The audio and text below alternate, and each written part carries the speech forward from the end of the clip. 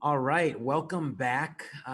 We are about to bring you the third round of both the Barber and Rockefeller events. And the first two rounds were really action packed. I think, in the first round, we had this 100 plus move queen ending. In the second round, we had some wins that turned into losses and some time trouble scrambles. We looked at some Queen's Gambit structures, some all types of Sicilian structures. We saw brilliant queen sacks like in the Christopher Yu game. And now in round three, we should probably have some heavyweight matchups, right, Tatev? Yeah, welcome back, everyone. My name is Tatev Abrahamian. I'm here with International Master Casa Corley, and wow, what an exciting day this has been with Barber and Rockefeller tournament. Yeah, you mentioned a lot of the key moments. I would add that pawn endgame I thought was super instructive. A lot of instructive games, a lot of underrated kids. I don't think anyone can be underestimated here. So yeah, we are getting to tougher and closer matches, even though I would say a lot of the matches have been very close and very tough, even with like 300, 500 rating differences. So I think anything can happen in this third round. And now they're also getting tired. They're young, but I think the screen time, playing 4 hours in front of a screen, can be really tough. So anything can happen this round. Yeah, I would say even for what do they call it, Generation Z, right? That's what these kids are a part of, right? So I think this round should certainly prove to be the trickiest one of the day, just having played for a while. And if I'm not mistaken, we'll also have some of the senior games going on, right? Because that started an hour earlier, so we might also glance in there and see what some of those players are doing, no doubt. So what matchups are you kind of considering this round? I looked at the pairings and there were a few that caught my eye, but what were you thinking about? Okay, so which one should we start with? I'm looking at them right now. So let's start. Let's first say, well, maybe let's look at the Rockefeller first, I guess, and see what matchups there intrigue. So, yeah, there's several heavyweight. There's a lot. There's still 10 people on 2 points. So, there'll be the top five boards will all be undefeated matchups, all pretty closely rated as well. So I think they're going to be tough fights. Any of those games, whether it's on board one, Jacob Chang versus Brewington Hardaway. I like that username, Patzer Nation. Yeah. We all have our Patzer moments too, right? No Oh, yeah. doubt about that. But yeah, Patzer Nation versus Harlem for Brew is the usernames. And even board two, in continuing that vein, we have Brian Shea, Big Fish 432 against Kevin Sue, Chess Wizard. So, you know, We need Patzer Nation, which is Big Fish. yeah, that would really be something, right? Who would win? So Yeah, 2000 versus 2200. That's a very, very close match. yeah, Between those, I mean, there is some difference between expert and master, but again, third round of the day, and Jacob Chang is playing with the white pieces. Can go either way. So who yeah, else do we have? I see. I saw something that caught my eye. Oh, so Abhinav Dinesh. If I'm not mistaken, he also used to be one of our students, one of our coming to my group classes, and then got too busy. So he's at 1 point 1700. So didn't catch his games. I'm not sure if he had an upset win or rather upset loss or not. yeah. Let's Playing a 1600, again, not a lot of separation, even as you go down the pairing list, right? So Mhm. even that one should be relatively close.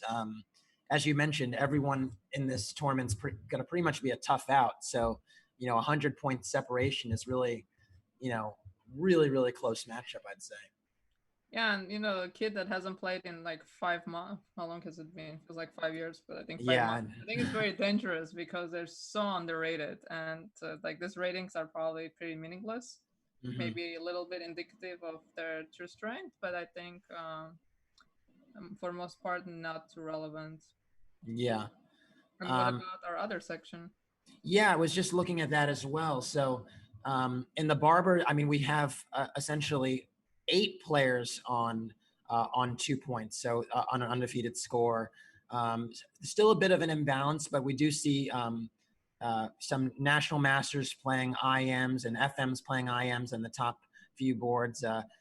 National Master Sandeep Sethuraman is playing Christopher Yu with the white pieces on board 1. On board 2, we're going to have I am Arthur Guo with the white pieces playing National Master Dustin Lang. If you can remember just this last round for our viewers, Arthur Guo was really fortunate to escape from a position where we kind of chalked that up to a loss for him.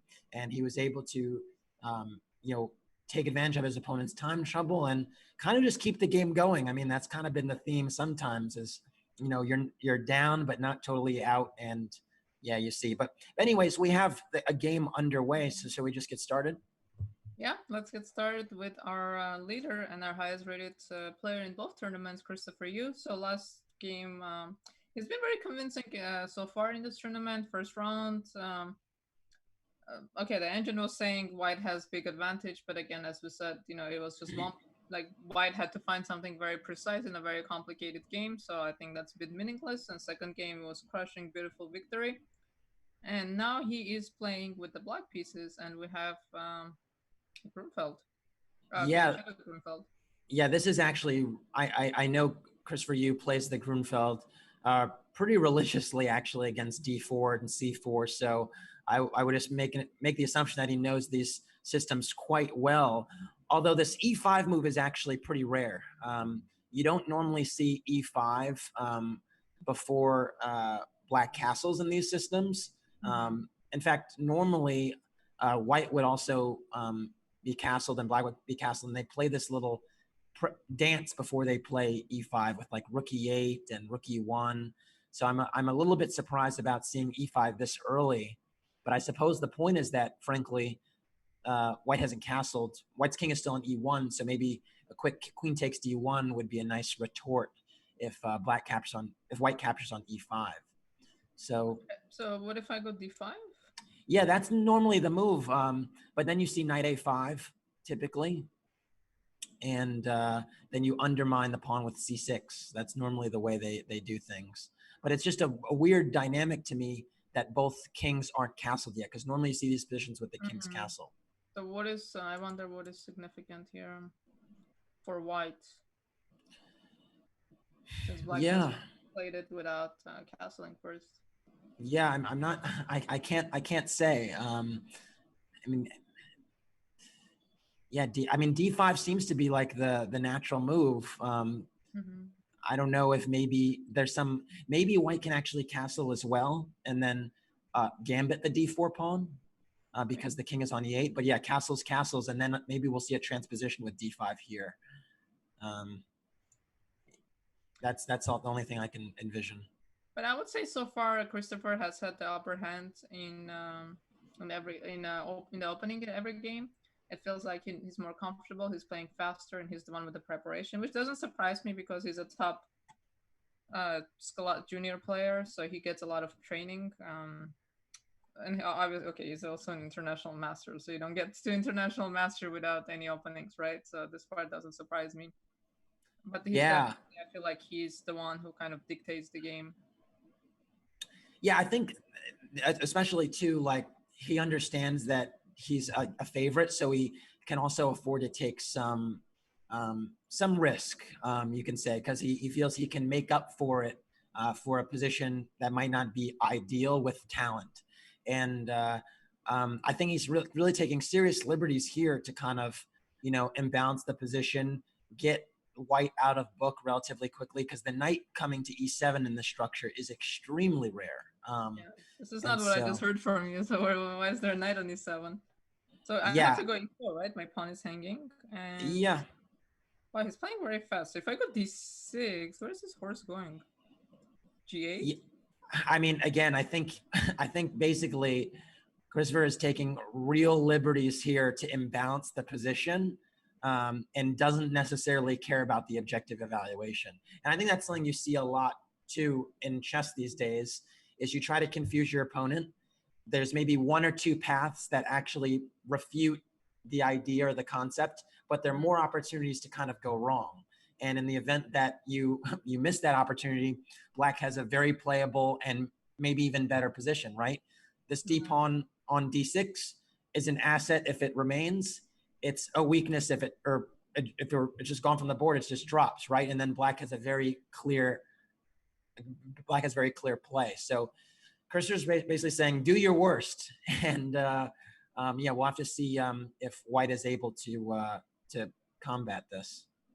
Yeah, I'm curious because having a hard time believing that he would just go for objectively much worse position. Okay, so this engine is saying 1.4, but it is quite a weak engine, and I feel like these days the key to preparation, you use an engine that agrees with you.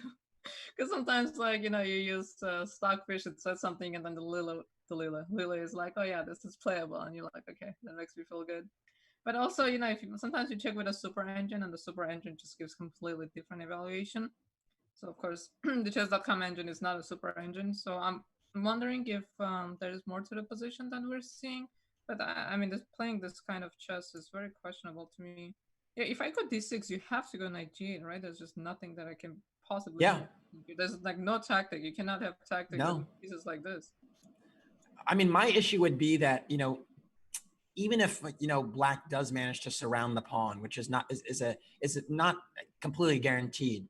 I would argue that white would have really good compensation just in terms of lead and development and stuff if the pawn drops. So I might not even try to hold it together. I think I would maybe chase castle, queen e2, rook d1, that sort of type of thing. Maybe queen c2 a little better and just play with the activity.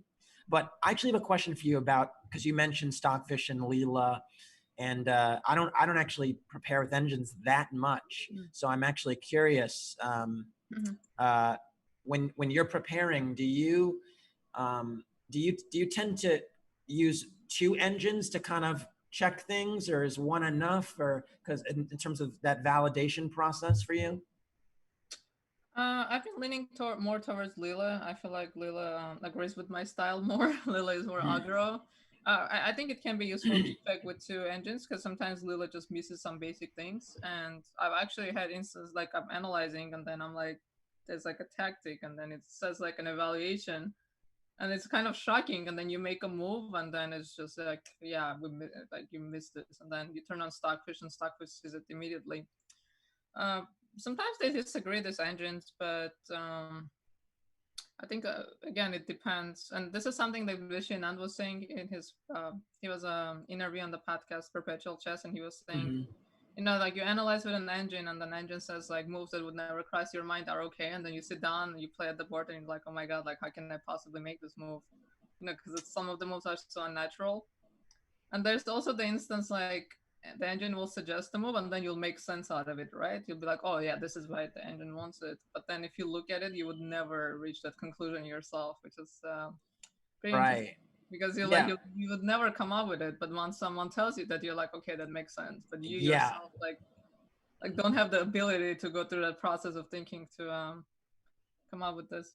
Yeah, I love what you said about, I think it's a really good observation that Leela does tend to be more aggro or aggressive, as you mentioned. And it's like I think it's very accurate. There's a real debate or stylistic preference around which engine I think people are gravitating around. And I do follow a lot of the computer chess stuff going on with the TCEC and stuff. And there's that debate stylistically. So it's good to understand sometimes where you are and understand what your style, what engine will suit your style. But anyways, complicated position. So let's actually allow them to try and figure some of these things out, and we'll go to something else perhaps.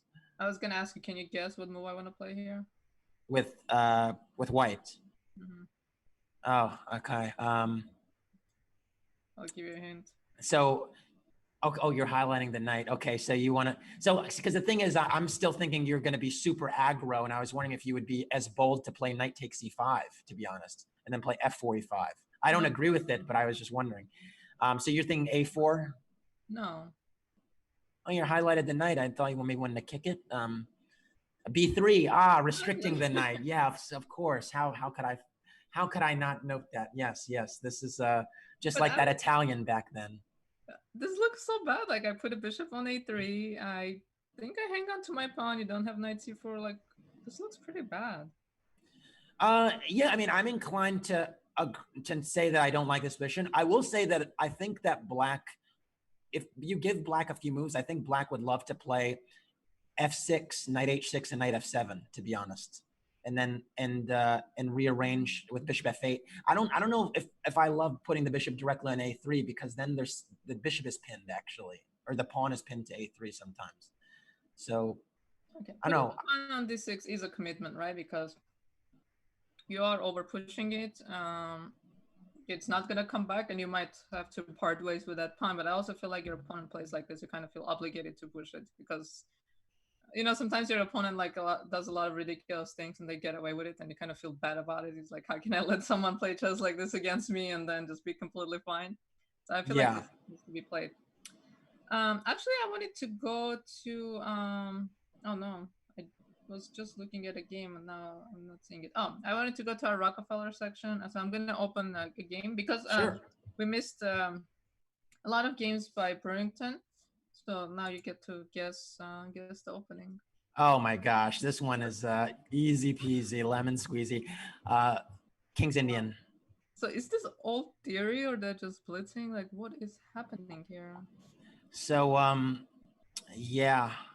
Okay, so shall we explain some of the moves just for the folks that maybe don't consider this to just be all theory to them? So if you can explain all these moves that we're about to see, be my guess. Okay, so all of this is so far normal, classical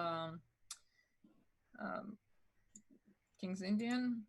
So e5. I used to play with knight a6 because like cowardly way of playing, avoiding. The Gleck. Yeah.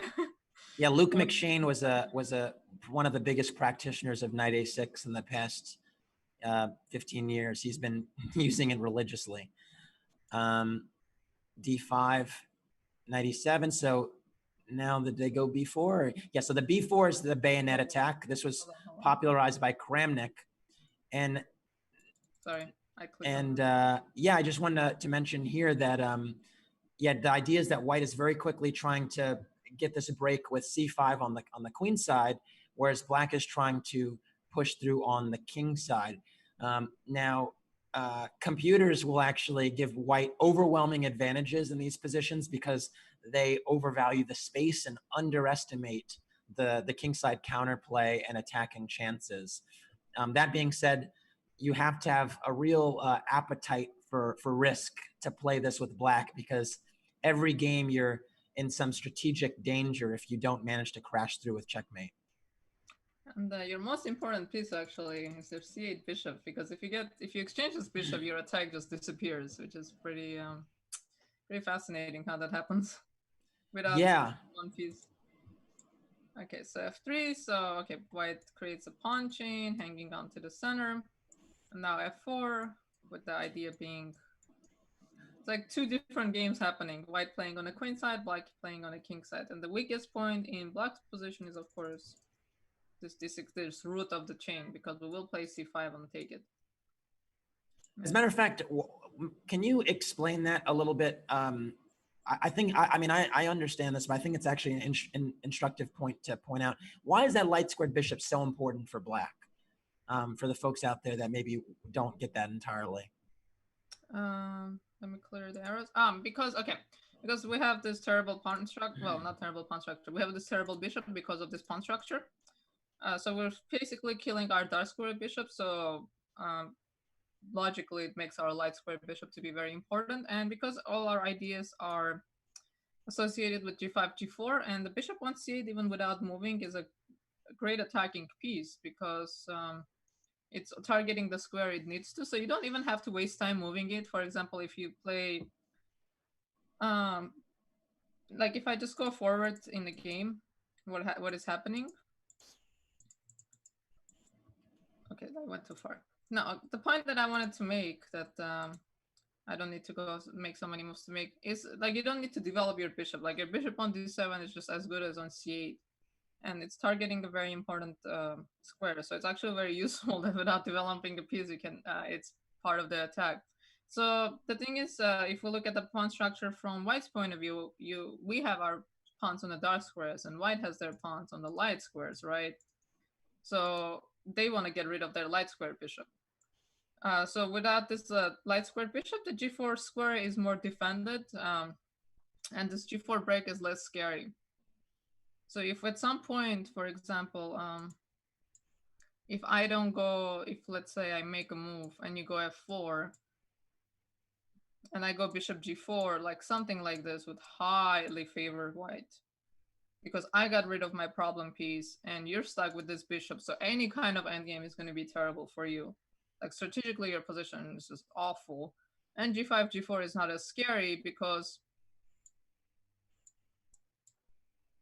like even this kind of positions, I don't know. I'm just making random moves. Just making terrible moves. But something like this, and now you don't even have like attacks on sacrifices on h3. So I can just lock my position in like this. So none of the moves that I made were like objectively the good moves or how the game would flow naturally. But I was just trying to make a point, like to answer Casa's question, why the light square bishop is so crucial to this attack for black.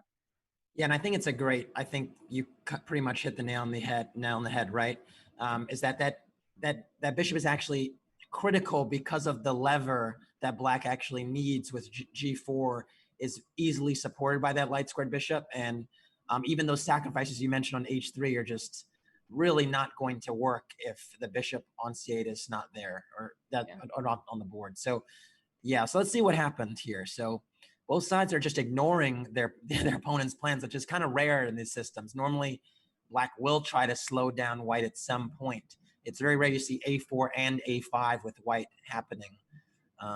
So white is really making serious inroads on the queen side, which lends me to believe that white is just much better.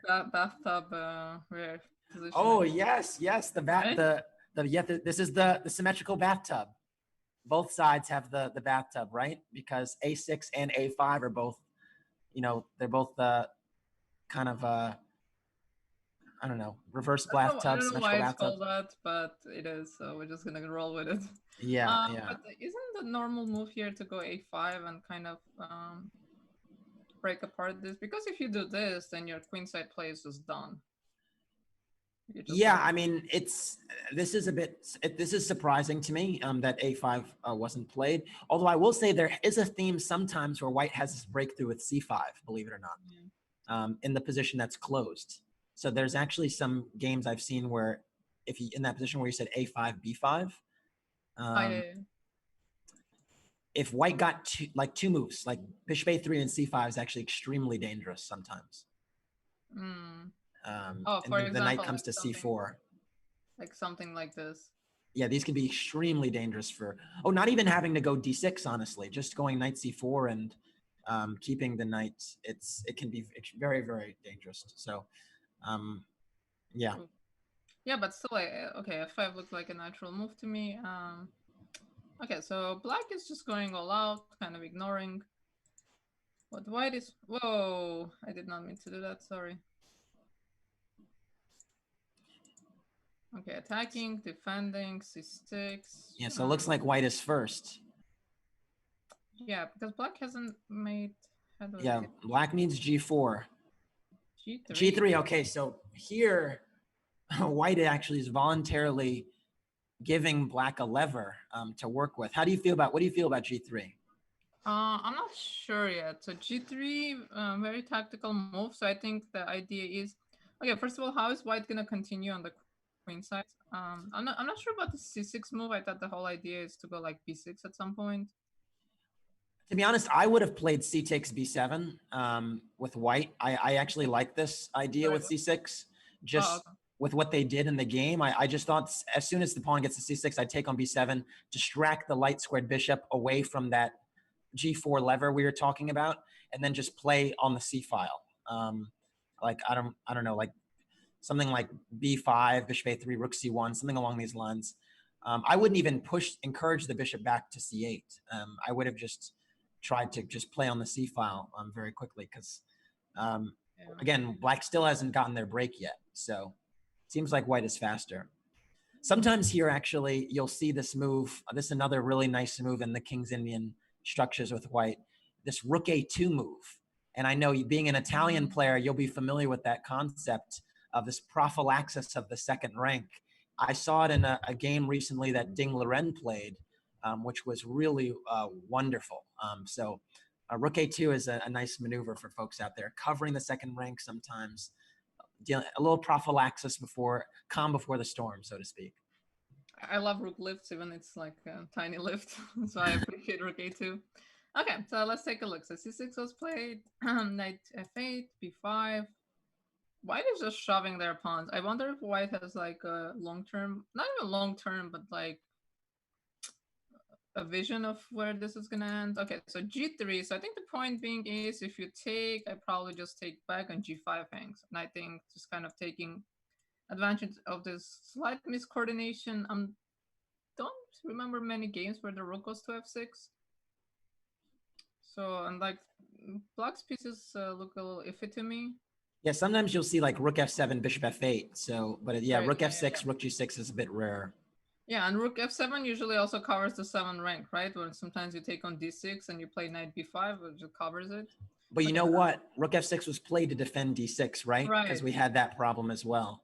Yeah, but it feels like something, you know, like I've seen some like Hikaru games even, like he plays this position so patiently. He'll play like rook f7, bishop a8, rook g7, like he'll take the time and then he'll strike when he secures his queenside. And here it feels like black is just going all out. Yeah, definitely no securing of the queenside. I want to see how this ended. Okay, so he created some kind of a block 8, and if black does not break through, this is going to be bad news. So takes. Knight g6. This is very committal. Not okay. So obviously you can move it back, but you're basically saying my knight is staying on h4 for the time being and for a long time. So I don't know about this knight going to g6. So what is the idea? So rook h1 was played. I don't even know you need to waste time with this move. Bishop f6. I think the idea is to do this.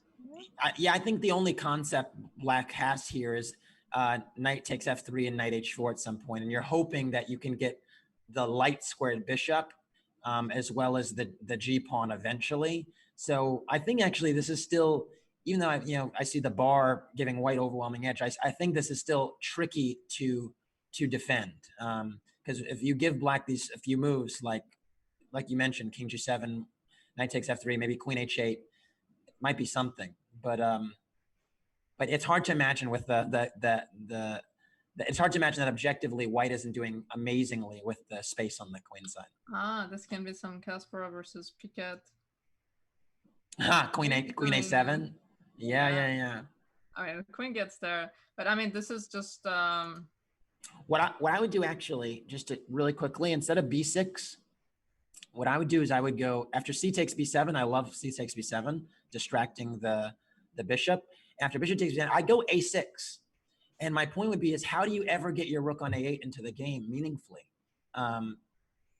Very tough to do. And then the c7 pawn is so loose. It's tough, I would say. Yeah, you. What is that saying? You put all your eggs in one basket. You're basically just going for one idea, right? If it doesn't work out, like your position is just collapsing. Also, I have to say, we're move 26, and these players have spent 15 minutes total. Which, okay, 25 minutes total because we started at 4 o'clock. But this is kind of mind blowing. Like playing this kind of position, I think I would spend like half of my time. Okay, so wow, these moves are just coming in. They're just blitzing this out. AB. Wow. What a dynamic position. If my students were playing this fast, I would not be happy with them. You would go off? Well, a little. I was gonna say I don't go off, but I was like, okay, that's not true. No, but there are like instances, like you talk about a player they spend like we had a camp and like Alejandro was showing a game between Karpov and Kasparov, and it's like Karpov spent like an hour and he played like king g1 or king h1. In my mind, I was like, if I spent an hour and played like king h1, I think I would never speak to my coach again just to avoid all the conversation that was going to come with making that kind of decision. But there are things that grandmasters get away with that younger players or weaker players don't. Well, those were also the days of like adjournments, right? Adjournments, longer time controls, and so on. So maybe, I mean, thinking for an hour, and with today, where time controls are getting a bit faster, even in the classical realm over the board, would be breathtaking. What was your longest think at the board? Oh, I've had some long ones, like 40 minutes, or I don't think I've ever gone over an hour. But you know the saying, right? The long think, wrong think, and I think that's very true because at some point you're just headed somewhere bad. I never heard that one. Long think, wrong think. That's a funny one. I mean, there's a good rule that I've heard from a lot of coaches. Like, if you're spending more than 10 minutes on a move, you should just make a move. And I think this is a good rule to follow if you're a time travel addict because I think at some point you just stare at a position and you're not, or you just look at the same line over and over. Like, I've had instances like this, and like, I'm sitting at the board, and then at some point I was like, just make a move. Like, you can't just stare at the position. At some point I was like, you're not, like, I'm talking to myself, like, you're not calculating. You're just looking at a position. You know you're going to play this move. You're not looking at any alternative. Just move. And, like, you know, this inner talk with myself. And I do have a lot of time travel issues. So, like, forcing myself to kind of get out of it.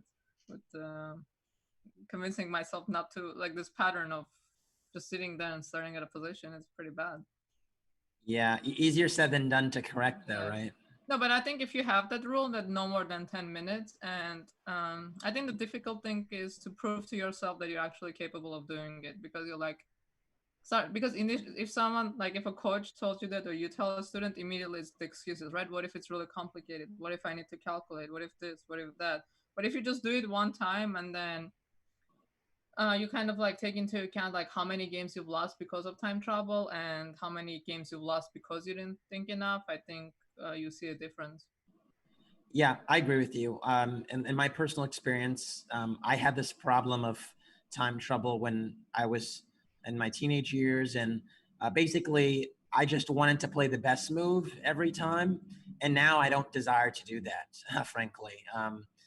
You know, I'm actually like when I'm playing normally, I'm usually always at least 30 minutes up on the clock because to me, I've kind of noticed just from like a data perspective that, you know, the side that has more time, it's almost like something that you can add to the evaluation. Like if you're 30 minutes up on the clock, to me, it's like half a pawn, regardless of what's going on. So that's the way I've kind of thought about it. Yeah, and I wanted to move on from that game because they are just blitzing in that game. And this is the game between Brian G., I believe the Southern California player, right? Yeah.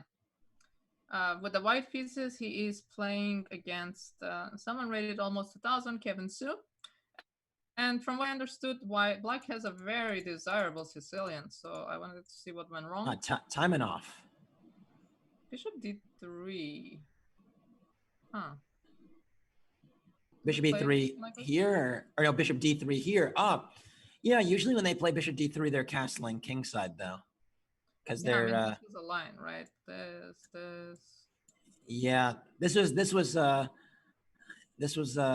definitely had a lot of I think it came to the late 2000s. You saw this a lot, like 08, 09. I saw there are a lot of games like with Morozevich playing the black side of this type of position. Like you go something like this end game even, right? Yeah, this is good for white. Because bishop. Yeah, but actually the trendy thing these days was this Queen F3 stuff, not Bishop D3.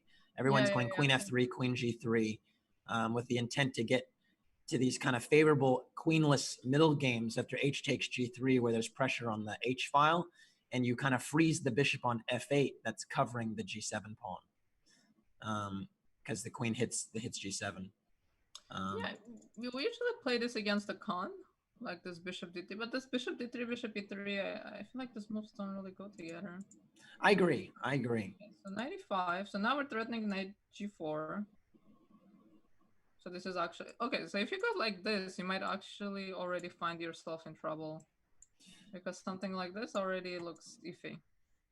To be honest, though, I don't love this knight A5 move right away because I'm wondering if you actually really want to take that bishop because you just open up the C file for the rook to come to C1. So here I'd say like I'll just play H3 and say, please take my bishop on D3. I'm begging you, just so I can get rook C1 then. So. Okay, bishop B4. Yeah, this knight. So this move's like not really going together for me. Bishop B4, huh? Can I go F4 now? Yeah, that would be the move that comes to mind. Like, I don't care about this pawn that much, honestly, if I'm gonna get the bishop. Okay, so you can go here. Then just Take, right? Take. Can we go e5? I mean, this looks... yeah, why not? Oh, maybe actually Queen maybe d3. after e5, just knight d5 is fine for black, actually. Maybe this is okay. Queen d3. Something feels off. It's not quite putting my finger on. Oh, can I go knight a4 here? Knight a4, queen c7. I don't like knight a4, no. Okay, but if we do this, is this fine? Is this really fine? Am I just gonna castle shamelessly? Yeah, rook a d1. I wanted to go f5. Yeah, you're forward. You're light forward always. I'm like, can we just prepare a few moves first, get our pieces in the game, get that coordination? I mean, like, we get are out of here. just insanely ahead of... Well, I mean, it is a Sicilian, right? We're insanely ahead in development. Yeah, I mean, something like for both sides, like it's kind of mix of structures or mix of lines, because these moves are not quite going together. But let's see. I will say though, the queens that get traded, like in that line that we showed previously, at least black can say, hey, I've got the two bishops, right? So just maybe it's not entirely one-way traffic. If the queens come off the board, you know, maybe knight takes d3 happens, black might have some long-term trump to look forward to. But yeah, in the short term, white is definitely going to be doing things. And this knight c2 move I don't think is best, but it's very interesting because basically you're kind of saying, I want to put my knight on g3, I want to play f4, and your bishop on b4 is kind of hanging in the wind. So I think this Sicilian player should be ready to part ways with silly pawns like that. Fair enough. Yeah, because, you know, bishop c3 is not, I think 10 out of 10 times I would just give up that pawn. And then like half of the time I'll probably just lose down the pawn. But it's very typical idea to give up that pawn. Okay, let's see the move. So d5, which is very thematic. This is like the dream for black in every Sicilian, to get d5 without your position collapsing. Because sometimes you go d5 and then it falls apart. So takes. Huh. So can oh no. Is bishop on b4. Oh no. Yeah. Oh. Bishop on b4 is caught. All right, well, let's keep making moves, you know, just because, you know, bishop d7 takes e4. Let's not give it up entirely. I mean, such an unpleasant feeling. Oh, maybe knight d5. No, that's what I'm saying. Let's keep it going. Knight d. I mean, I would take on e4 first. I would take on d3. Excuse me, first. Yeah. Make the knight move. C1. This is the Casa Corley School of Chess. You know, like bringing your pieces into the game or whatever. It's I mean, I graduated from that school, so it's a good school. I mean, but yeah, no. Of course, this is winning for white. This is winning for white. There's no doubt that something went wrong, and you know, it was really that hanging bishop. So this is such a pity. You're playing a game and just blundering like this so early in the game. I mean, we did mention, right? Anything can happen. There's probably fatigue playing so many hours on I think just playing on a computer, I sound like 100 years old. Like playing online for so long, I do think it's challenging. It's not compared, like you cannot compare it to sitting in front of the board. Yeah, this is really unfortunate. I feel very bad for the black pieces blundering like this. Yeah, it happens. It happens. Well, on that note, why don't we take a break, and we'll come back and catch some of the other games. Stay tuned.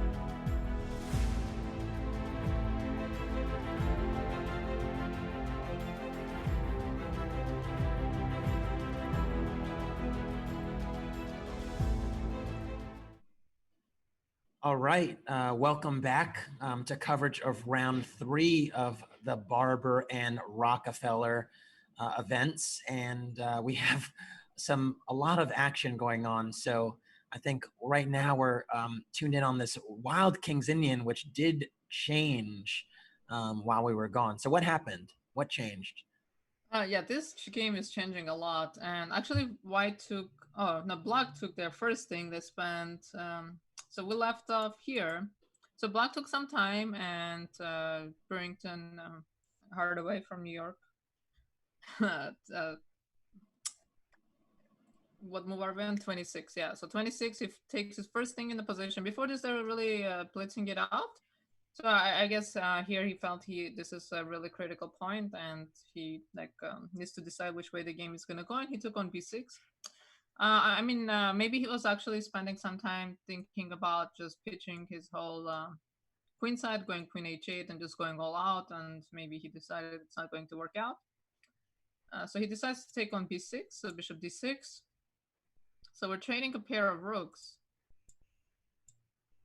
And this position, it looks quite rough to me, but actually let's try to be objective and actually come up with lines. So we did lose the d6 pawn as block, which usually is very problematic because, as I mentioned, you lose the root of your pawn chain, then the whole pawn chain starts to fall. So Black has made these commitments. So if Black needs to bring, if I trade queens, I feel like this is going to be pretty bad for Black because you will need to bring your pieces into the game, and that's going to be very tough to do because you cannot move the knight on g65. It's hanging, and otherwise your knight is just here. But I'm actually wondering even if in the end game you might have some kind of ideas with take and rook h3 and going after this knight. But here I'm just wondering what happens if I check you. Yeah, there are a few moves that concerned me. That was one of them. Yeah, I don't see a lot of recourse for Black here, to be honest. I think here you'd have to try bishop f7, but it's not a move I feel great about. Yeah, I just don't know I don't know what Black should do, honestly. Even for me, I'm having a hard time kind of trying to fight against the maybe knight e7. I don't see how White's going to get their sacrifice off, or Black's going to get their sacrifice off on g4 and defend the king at the same time. So even here.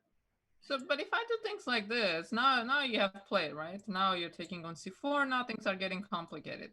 So I think the most important thing for White in this position is to keep control.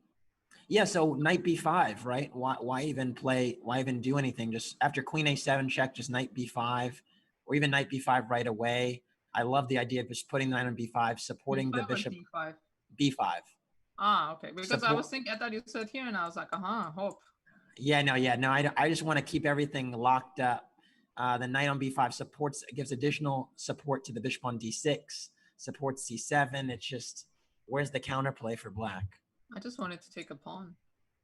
Okay. Oh, no. What am I doing? Oh my god. I'm blundering a piece. Wow.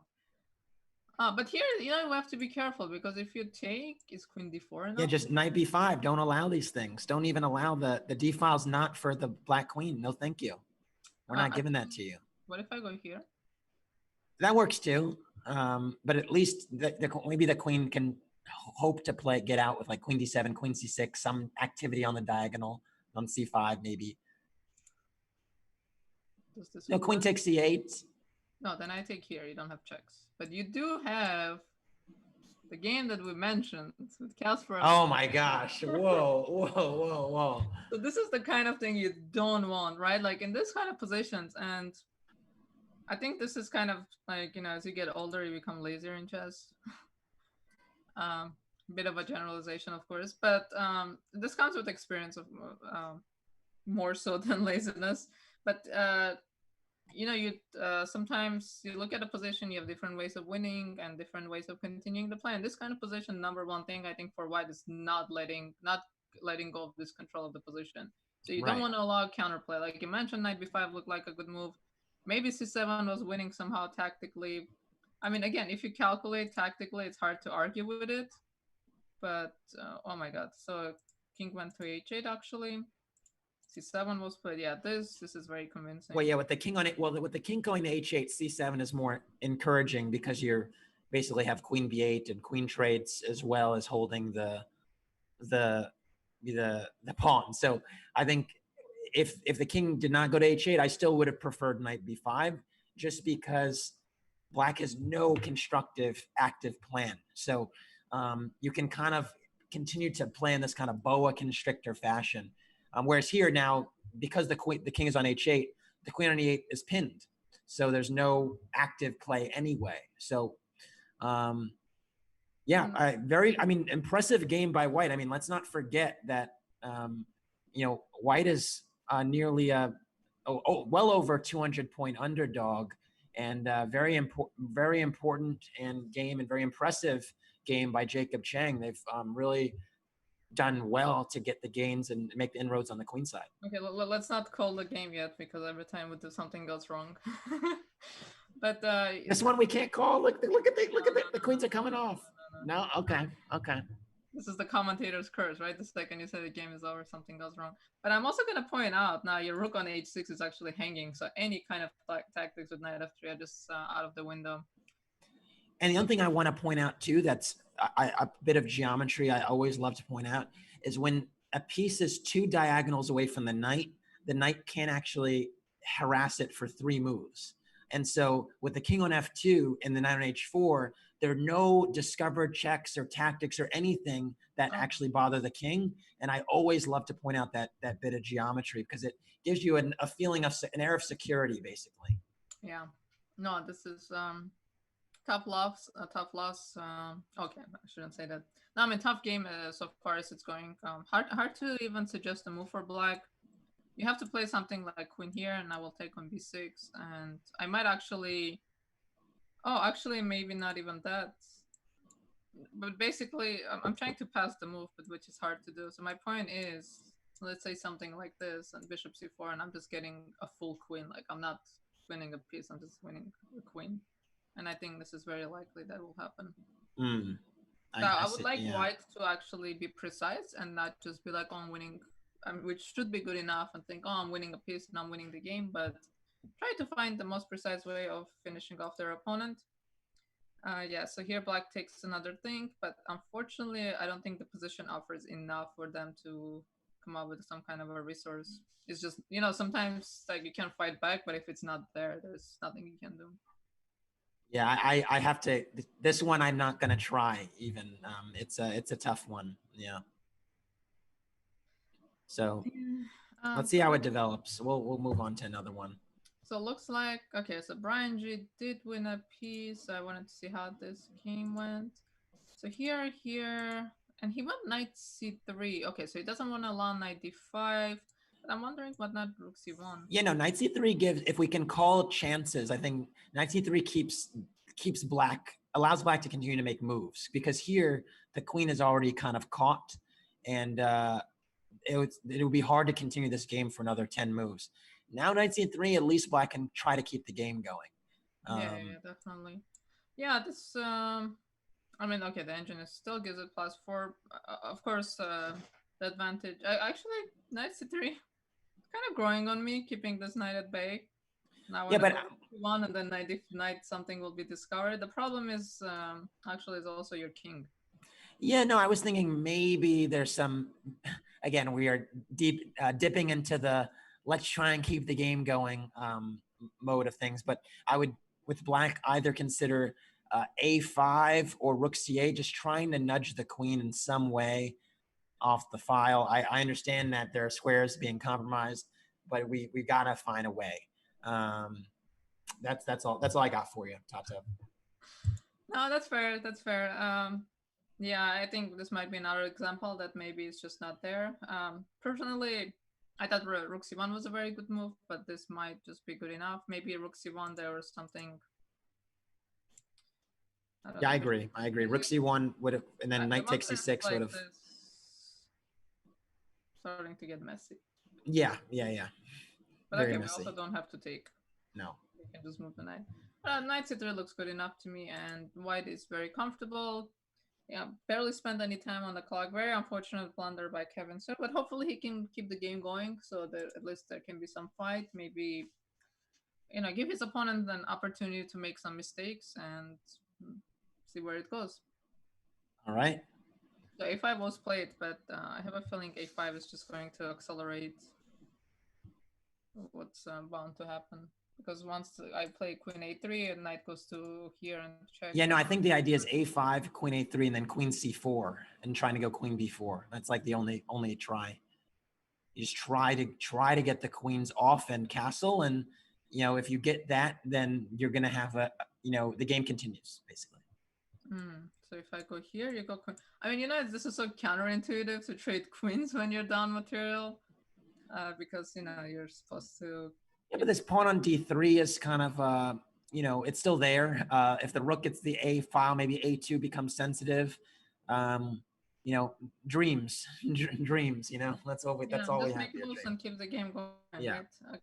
So let's go back to our other section and let's take a look at the games we haven't seen. So let's see Sullivan's game.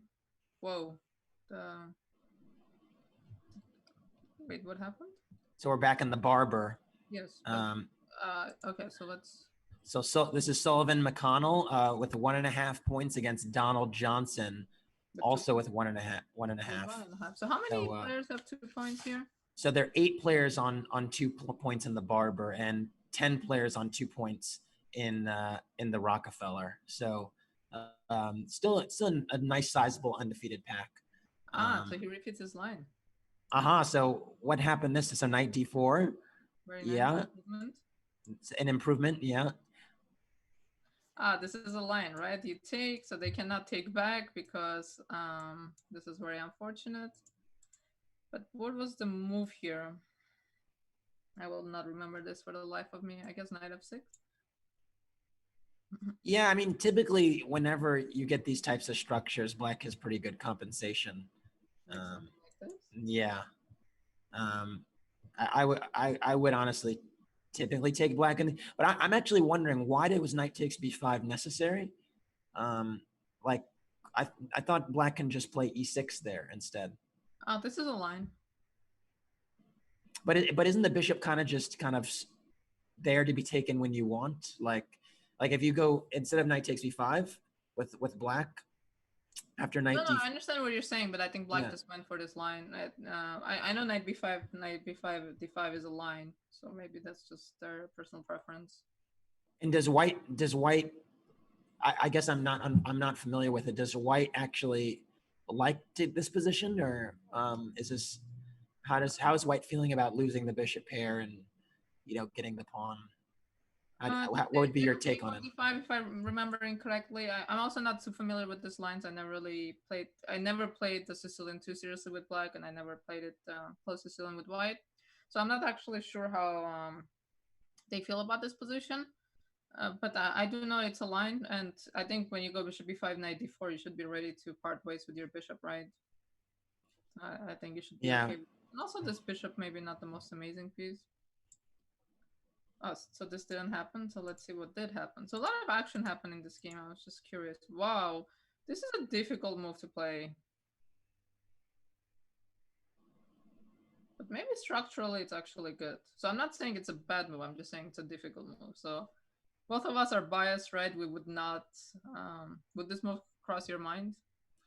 Yeah, actually, there are lines actually in the English like this, where if the queens come off the board, it's viable. The only reason it's playable here is because the queens are coming off. If the queens weren't coming off, this would not even be a consideration. That being said, I still probably wouldn't do it, just because to get with this pawn on a6, I wish it could go back, and so that you could have b6 and a7 and have that structure. And then I feel a lot better about the gains I've made on the queen side. This version, the queen side pawns that black has are actually not that much better than white's, and so I think it's still close to equal. Black would be a tiny bit better, but not by much, because the pawn is on a6 and not a7. Yeah, so black chose structure over the 2 bishops, which is understandable, and you do get. It's actually a really interesting decision. decision that not to be made lightly. I'm actually curious how much time was spent on bishop c3. Oh, not a lot. So he played it quite fast. Yeah, maybe this is actually theory. I'm not 100% sure, to be completely honest. But yeah, taking on c3 definitely. I think that not an easy decision. There's such a bias of bishops versus knight, especially when you fianchetto your bishop. I think you just forget that bishop can take a knight, right? You just assume that bishop is not never going to take a knight. Right, But right, yeah. like you can completely overlook this kind of an idea. But okay, Yeah. I mean, I respect this idea. But I do agree about the pawn being on a7. Like, I would love this pawn chain against this bishop. And I think this knight d7 move with like b6 is already kind of saying, you know what, I'm not, I don't have everything that I wanted as black, because these moves are interesting but a little bit awkward. Knight d7, rook a7. They're not ideal. But they're nice. There's a nice regrouping happening. I mean, rook coming to b7, knight coming to c6. The bishop now has those light squares that were weakened by the white playing e5. And you can see f5 is available. Ooh. Yeah, I mean, I think black's regrouping has worked, frankly, even though it wasn't what initially came to mind. Did he snatch a pawn? Oh, I think White just forgot about this. This is such an easy thing to overlook. Yeah. Yeah. You kind of think those kind of pawns cannot be taken, right? This is another thing that, like you're playing on autopilot and you just assume this wouldn't be happening. This is not a move because normally you don't have this double pawn, so taking that pawn is just your bishop gets trapped. Yeah, he just blundered. Actually, did he blunder? There's no good way of defending this, right? It's very awkward already. I think basically what we can conclude is that I think Donald, right, with the black pieces here, really did have some smart regrouping. A lot of those moves were not obvious. Rook a7, rook b7, not obvious. Knight going back to d7, not very obvious. Yeah, so very impressive. But the knight on c6 is actually the f6 knight. Right, knight d7, knight b8, knight c6. So very, very impressive regrouping, I'd say. And I think black's actually just winning here. No, don't. We're not allowed to say that. Oh, we can't. We're not allowed. Look at this. Look at the a pawn. I just think it's been a good. Let me put it this way: great handling of the position by black thus far. No, I think black played a great game. Like, very impressive. And actually, black is the underdog in this game. Sullivan is rated 2200 and Donald is rating 1065. Okay, there's maybe like 150 point difference, not something crazy, but still. I think black played this game really well. I think bishop c3, very interesting, like really actually an interesting decision. Not the one that you can actually like put it in a book and be like, would you play this or evaluate this position? Like it's transposition of pawn structures, right? Not transposition. What's the word I'm looking for? Transformation. Transformation. There you go. Yeah, transformation of pawn structure, which is such a big thing in chess. I really like how black played this game, so kudos to him. So a game ended. It was by Big Fish. So Brian G has won his game. I think black player got too upset here, and as we can see, a lot of bad things happened. Yeah, I mean, when you're down a piece, it can snowball, as you mentioned. And yeah, knight b5 is a nice find after a5, right? Like we were looking at queen a3.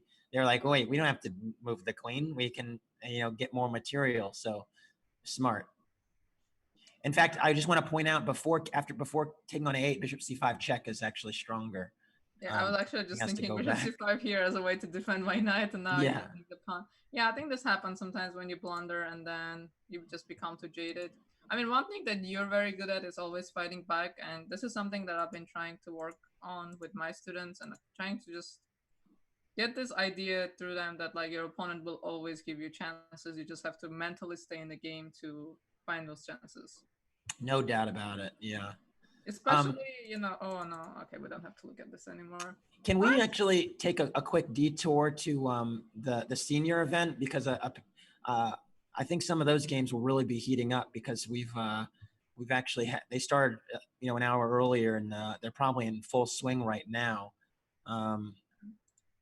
So they're not showing up for me yet, so I have to close a few games here to get to them.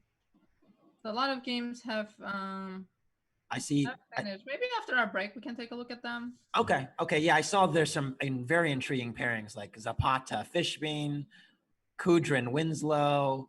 A lot of names I've come up against in the ranks in Scholastic, right? As a Scholastic player, playing against these really talented adults, frankly. A lot of familiar names, and you're just like, oh, like they're playing. So yeah, let's take a look at this game. See if this game is ending, and I'll try to pull up the. So this happened. Yeah, this is just bad news. Yeah. Oh, you did get in a check. Unfortunately, King F1. Yeah, this is what I was mentioning, right? Your rook hands with a check. Okay, let's try to see.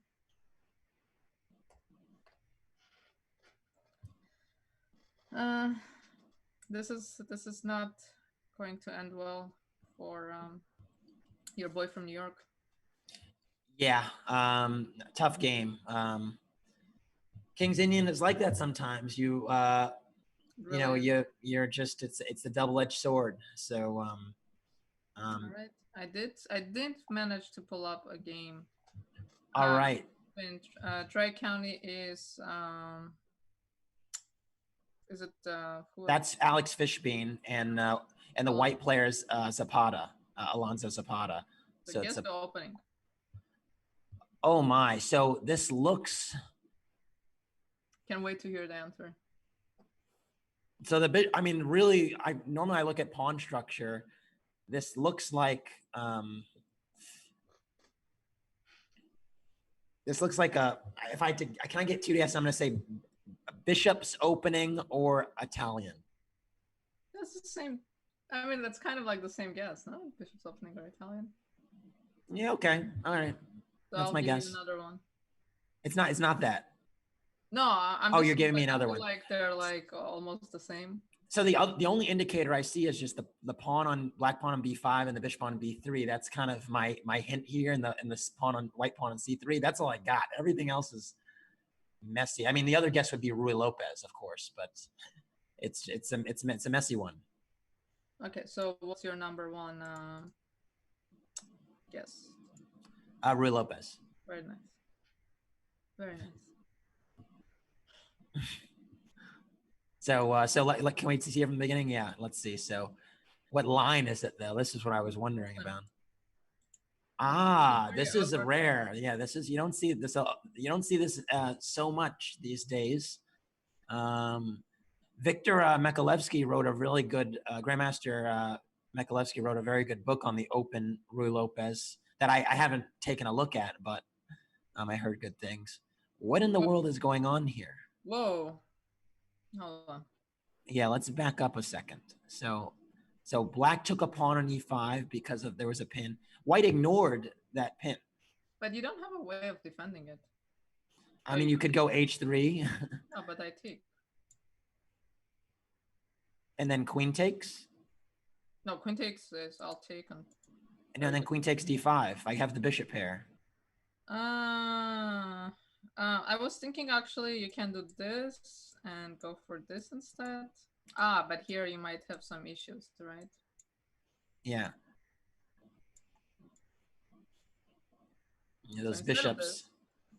So you wanted to take with the queen. Yeah, I was just wondering how bad is it if I get the bishop pair, knight takes e5, queen takes d5. I think the problem is this black knight seems to be coming to c4, d3 too quickly. So it feels like black is going to be better. Like queen takes d5 and rook d8 looks scary to me because I don't see how how things are being held together. Like just c6. Probably you have to go like f4 or something. Yeah, I don't know. I don't love this for white. Yeah, if your pawn was on g2, you'd be very happy with this position. Yeah, if pawn was on g2, I would love white's position, but here, yeah, not too clear. So maybe there's just no way of defending the pawn, huh? Because my threat is to take on No, okay, I just want to take on e5, but I'm also thinking of taking on d2. So the idea was, I suppose, that takes, and now we defend d5. Yeah. Okay, so instead this was played, so we take. Okay, so you have to, because if you take, we win a piece. Yep. So this is played. So again, you cannot take with the knight because I take back with a tempo. And you have to take my knight and I get your bishop.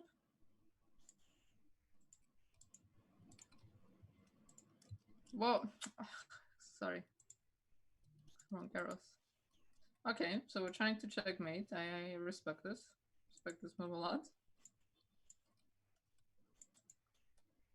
Bishop goes to g3, so bishop on g3 is a very nice secure piece. Queen e2, h5. I love h5.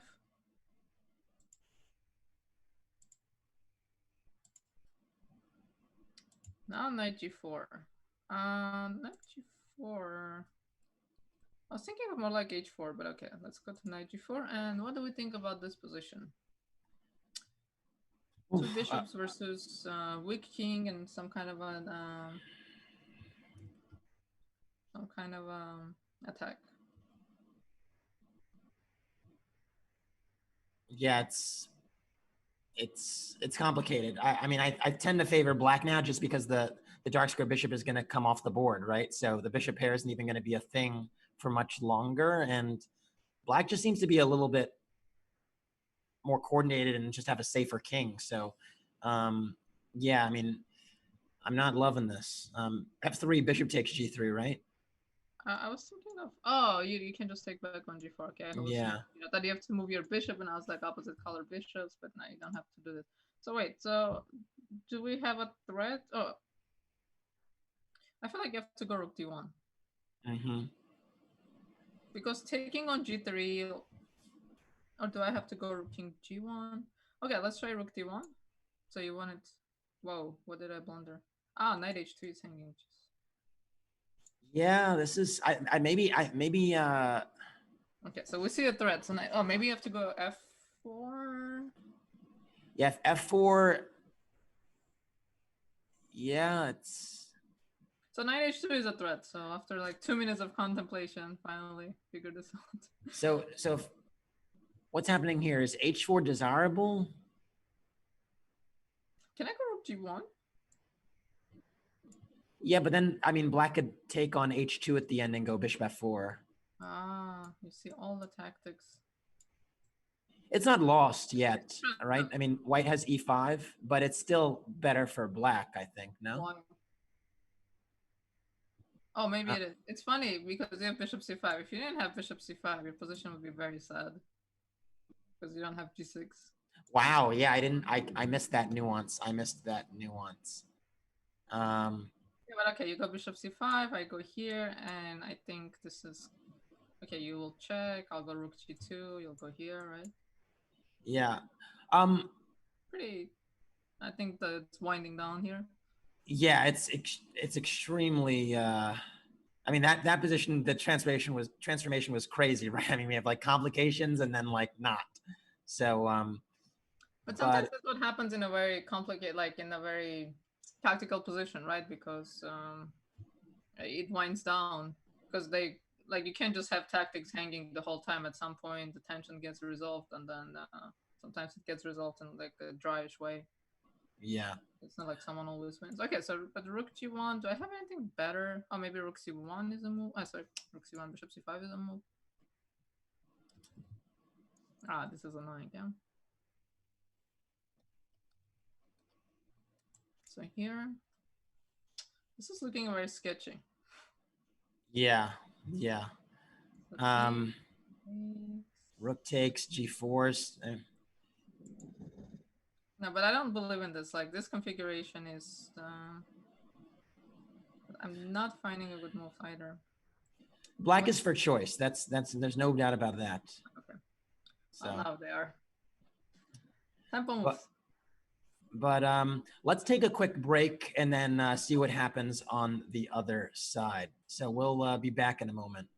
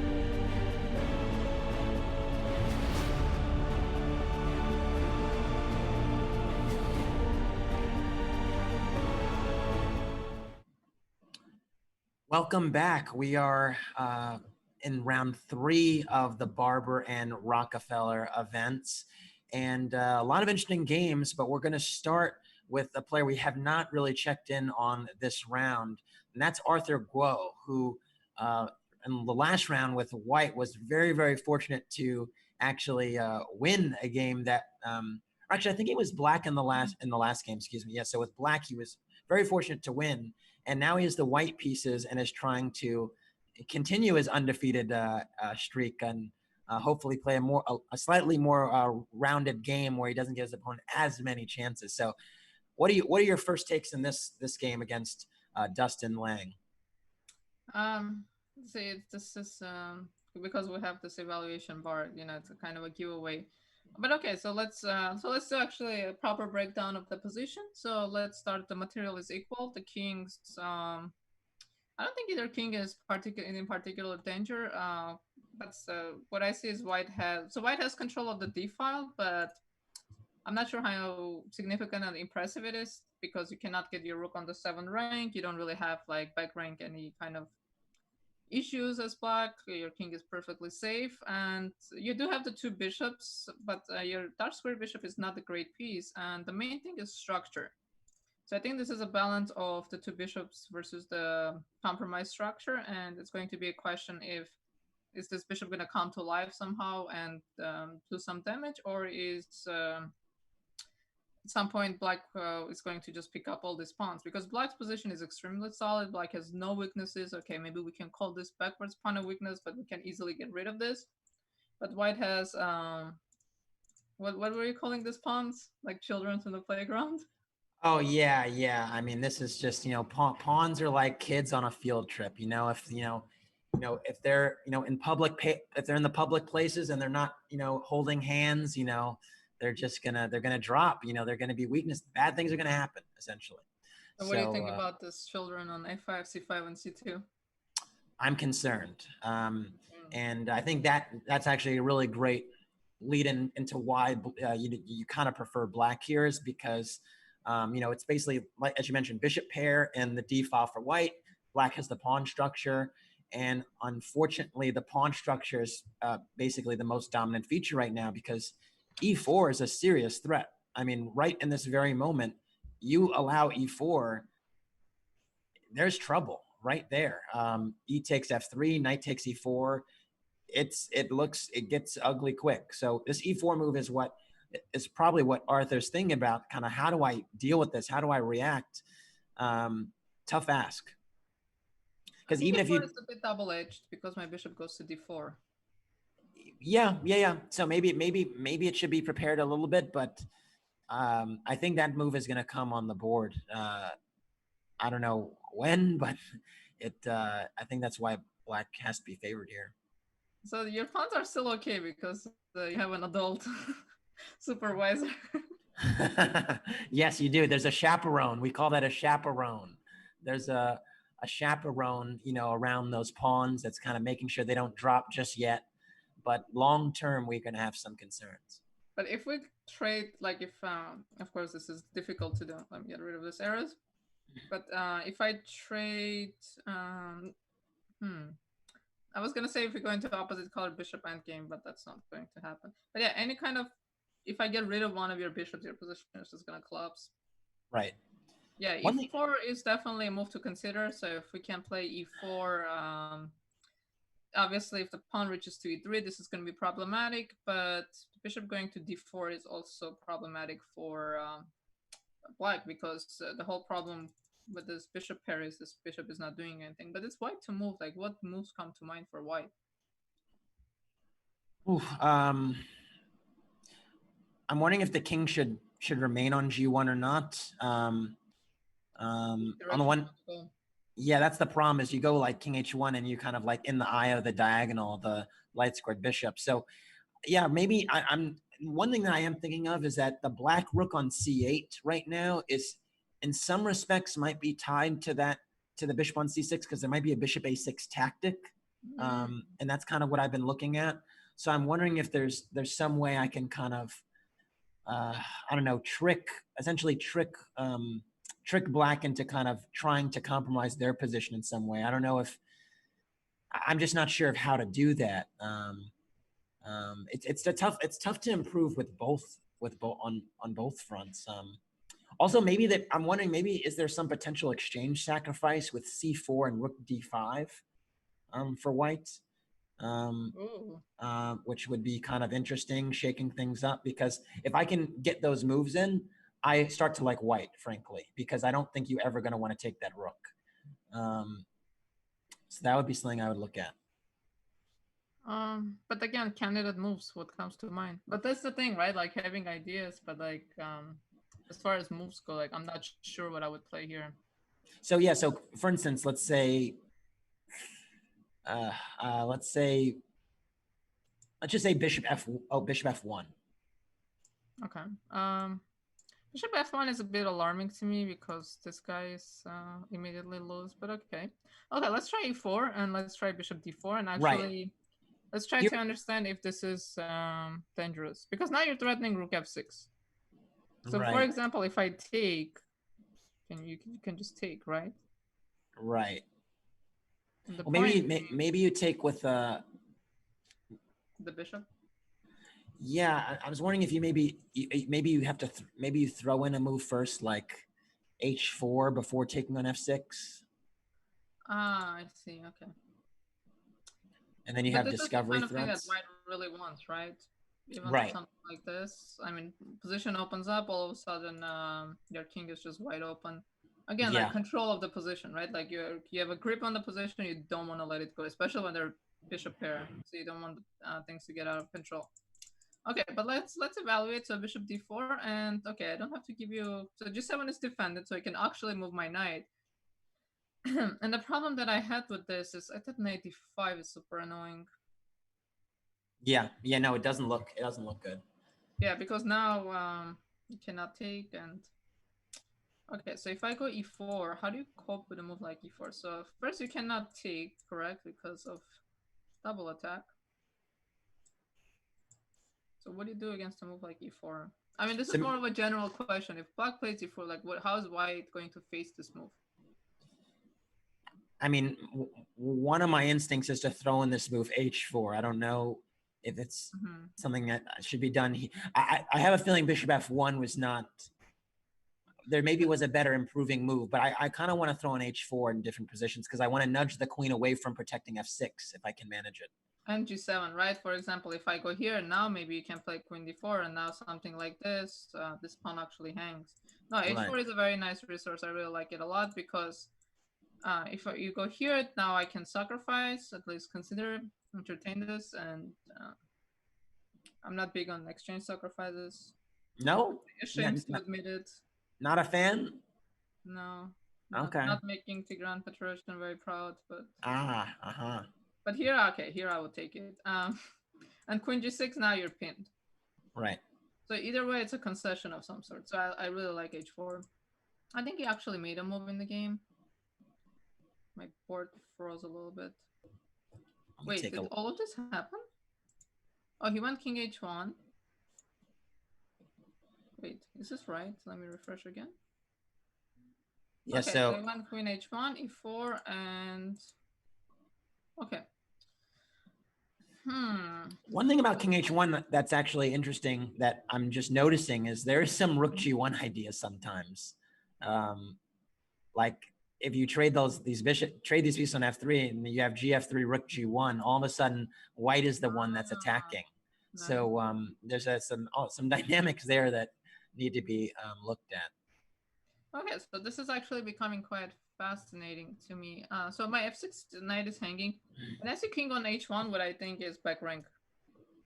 So I was thinking of going knight e4 perhaps.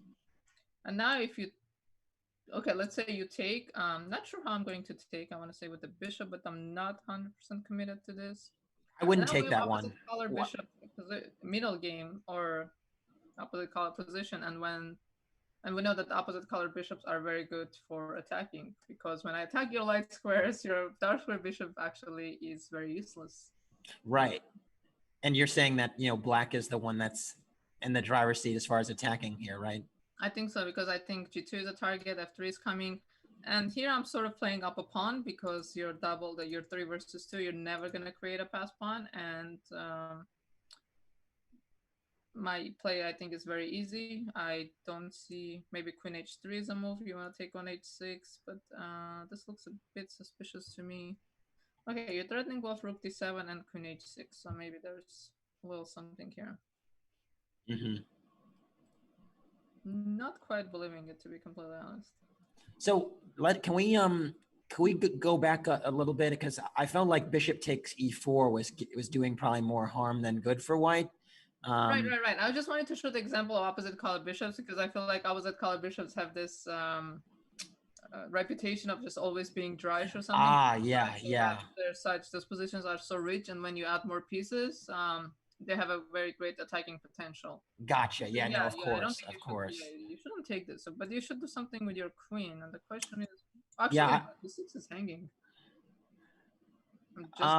To be honest, I'm that exchange I'm happy to give up.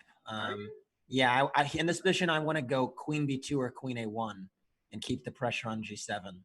Okay, I think I know what your idea is. I want to play knight g3, but hold on. Can I play knight g3? Oh no, excuse me. This doesn't work because you can take on f3. No, this doesn't work at all. You can take an f3 and go rook e2. This was your idea. I thought you wanted the g file. I was just trying to keep the pressure on g7 and make a move, but this doesn't work at all. This is just mating. So something else needs to be considered. Yowza. Why not, right? Oh, actually, picture perfect. Maybe you should put a queen on b2 then at least. But I actually thought this was your idea to allow bishop f3, gf, and rook g1. So let's put our queen on b2.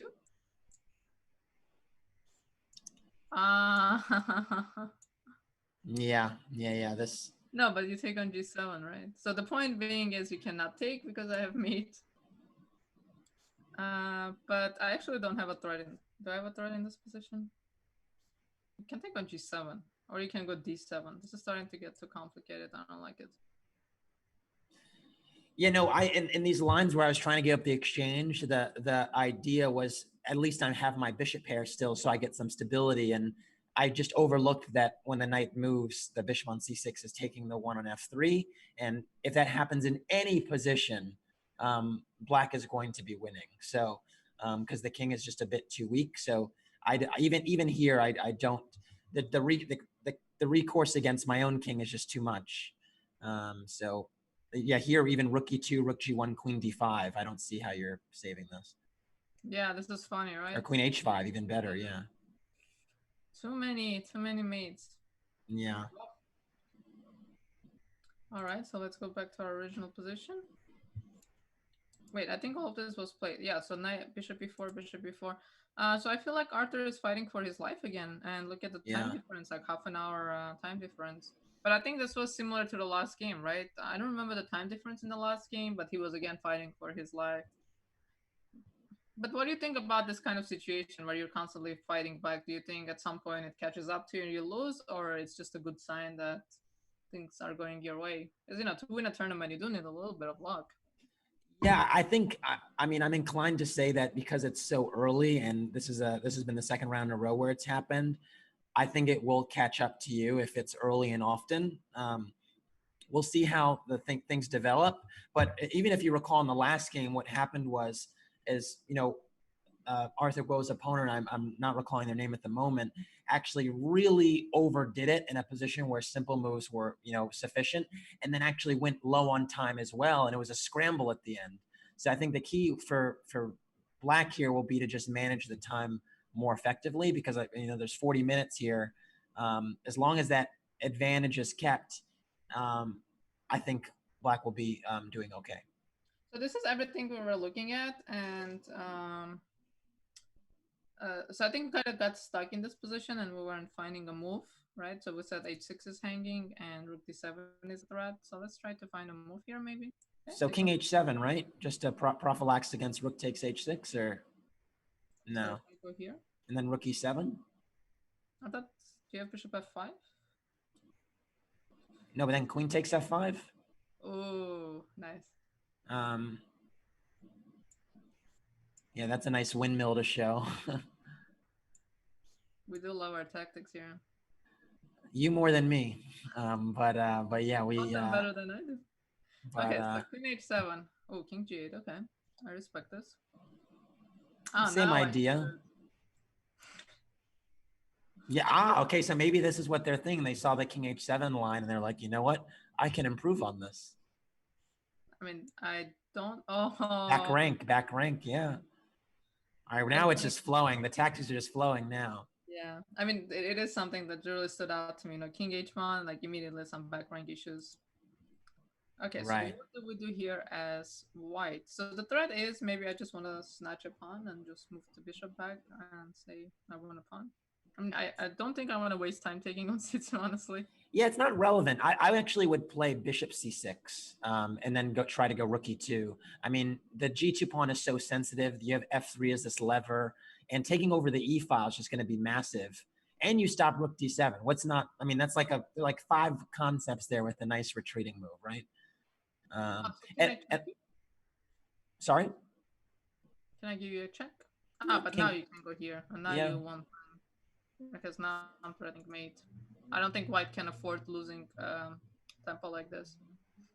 So how do we keep the game going with white, actually, given that there's these problems? What would be a tricky, tenacious way to kind of keep some tactics alive?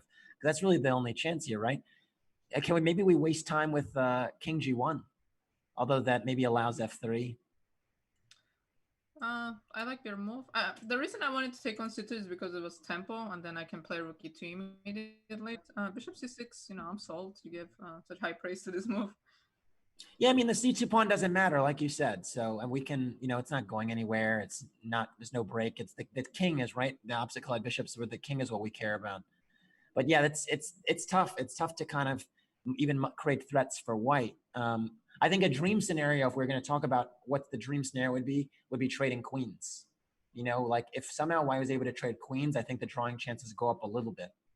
I don't think so. Actually. I think you still have so many weaknesses, and because of the presence of the rooks, you know, the more rooks we have on the board, the more it favors the side that's playing for a win, and definitely black is playing for a win. So I would say that there's still for white c8 is hanging, so you still have to make one more move to move the rook from c8, so you're not just going bishop c6, rook e2 and mating me. But I'm also wondering about this rook on d6 because it looks like a pretty piece, like it's well placed, but also at the same time your rooks are not connected and it's kind of stuck on d6. I wonder what the future of this rook is going to look like.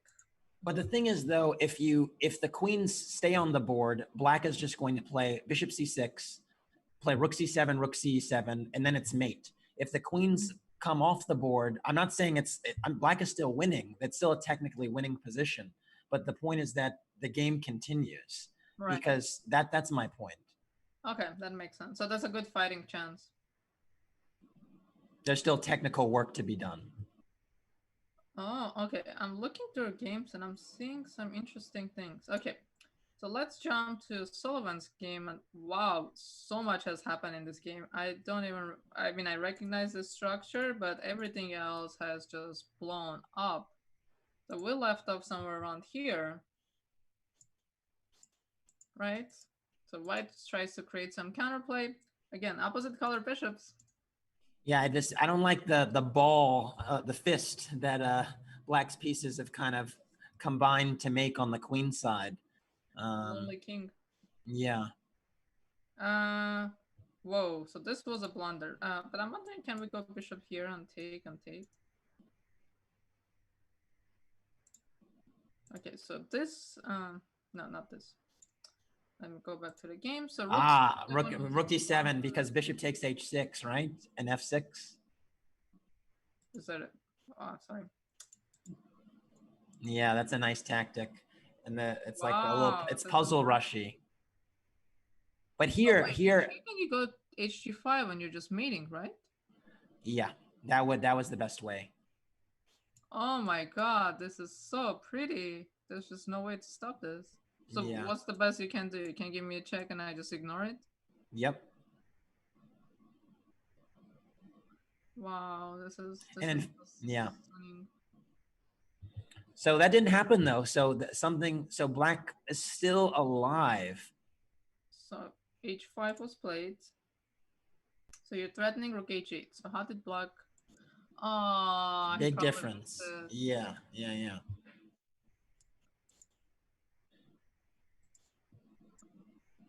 Okay. Still tough to play black here. I mean, let's. Oof. Is this some kind of a repetition? I go here and you go knight g2 and we make a draw? Yeah, that's what it looked like. Can we try and find some other move for white? For sure. Hold on, let me refresh. So this is the position. Wow, what a pity. Rook h8, h takes g5. What a nice configuration that was, huh? Yeah. So I mean, so the move that I want to try is rook g7, just to play knight to threaten knight f7. And then the question is, what is black doing here? Okay. So you want to take... Maybe just bishop d5, honestly. And yeah, but then the check, like you mentioned. But is there a difference? Wait, you're not threatening mate. Oh, the king can't come forward anymore, so black can just play a5, maybe. Or no, c4 first, so that you stop white from playing c4. And you defend your knight, and then you can maybe go a5. I don't know. Sorry, so what is the difference with the game? So if you go here, here, and here, you still don't have a threat. So why am I going back to e3? Or you do have a threat I'm missing? Well, this was with the line with rook g7. I was saying that rook g7, bishop d5 to defend f7 was needed. Right, but I was saying in this position, we said it's going to be a repetition with knight e3, but why does black have to play knight e3? Do they not have anything better? Oh, that's what you're wondering. Let's say I push a pawn. What do you do? Then I'm gonna go c4. This is too subtle for me. And now rook g7 is a threat. And you don't have bishop d5. c4. Wow, what a concept. And the rook is in time to get behind the a pawn. So rook g7, then you play a3, knight takes f7, and the rook can come back and collect the a pawn. Wow. Okay, so let's go back to our position. Yeah, this is very unfortunate. White didn't keep kicking my desk. White didn't find this. Would have been a really nice finish. I really like that checkmate with Sam. Let's see if we can come up with something better than that. Let's jump to Christopher Yu's game. I see he's up a pawn and doing really well. So Christopher has always basically been in the driver's seat. So we left off really early on. White didn't go d6. So this is the move we're hoping for. At least this is the move that wanted to be played. Castles can't hurt, right? I mean, it can't be a bad move. Yeah, but sorry. It does give the knight the d6 square, though. Yeah, but now the question. Oh, whoa! So knight e1. Hold on. So that changed something changed, because that must have been kind of panic, being concerned about the d5 pawn. Because typically, then when the knight goes back, then black's going to go forward with the knight f5, and something is happening there.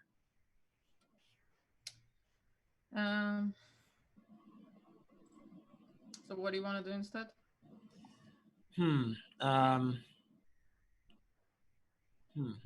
Whoa. So d5 is under fire, and that's kind of the concern. But typically here, you can try to. I would try bishop g5, honestly, if I was playing. And just provoke f6 and pitch the pawn. Yeah. And where you want to put this guy? Actually, maybe even d6 here is dangerous. I don't know. Ah, clever. But wait, is it clever? Maybe knight f5?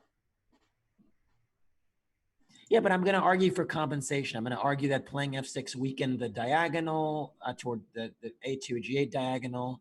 It's a bit messy. There's some squares. I prefer bishop, so I'm still in the black is better camp, but at least there's Bishop's on the some pawn. play here. Yeah. Yeah. Okay.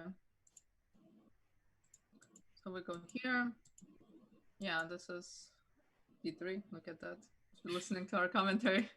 But now the diagonal is weak, right? So now e4 is going to come and do some things potentially. Concepts. The fianchettoed the bishops against each other. The fianchettoed one, the one that's protected by the king, is more secure. Yeah, for sure. Well, the other one just move out the way. Wait, what?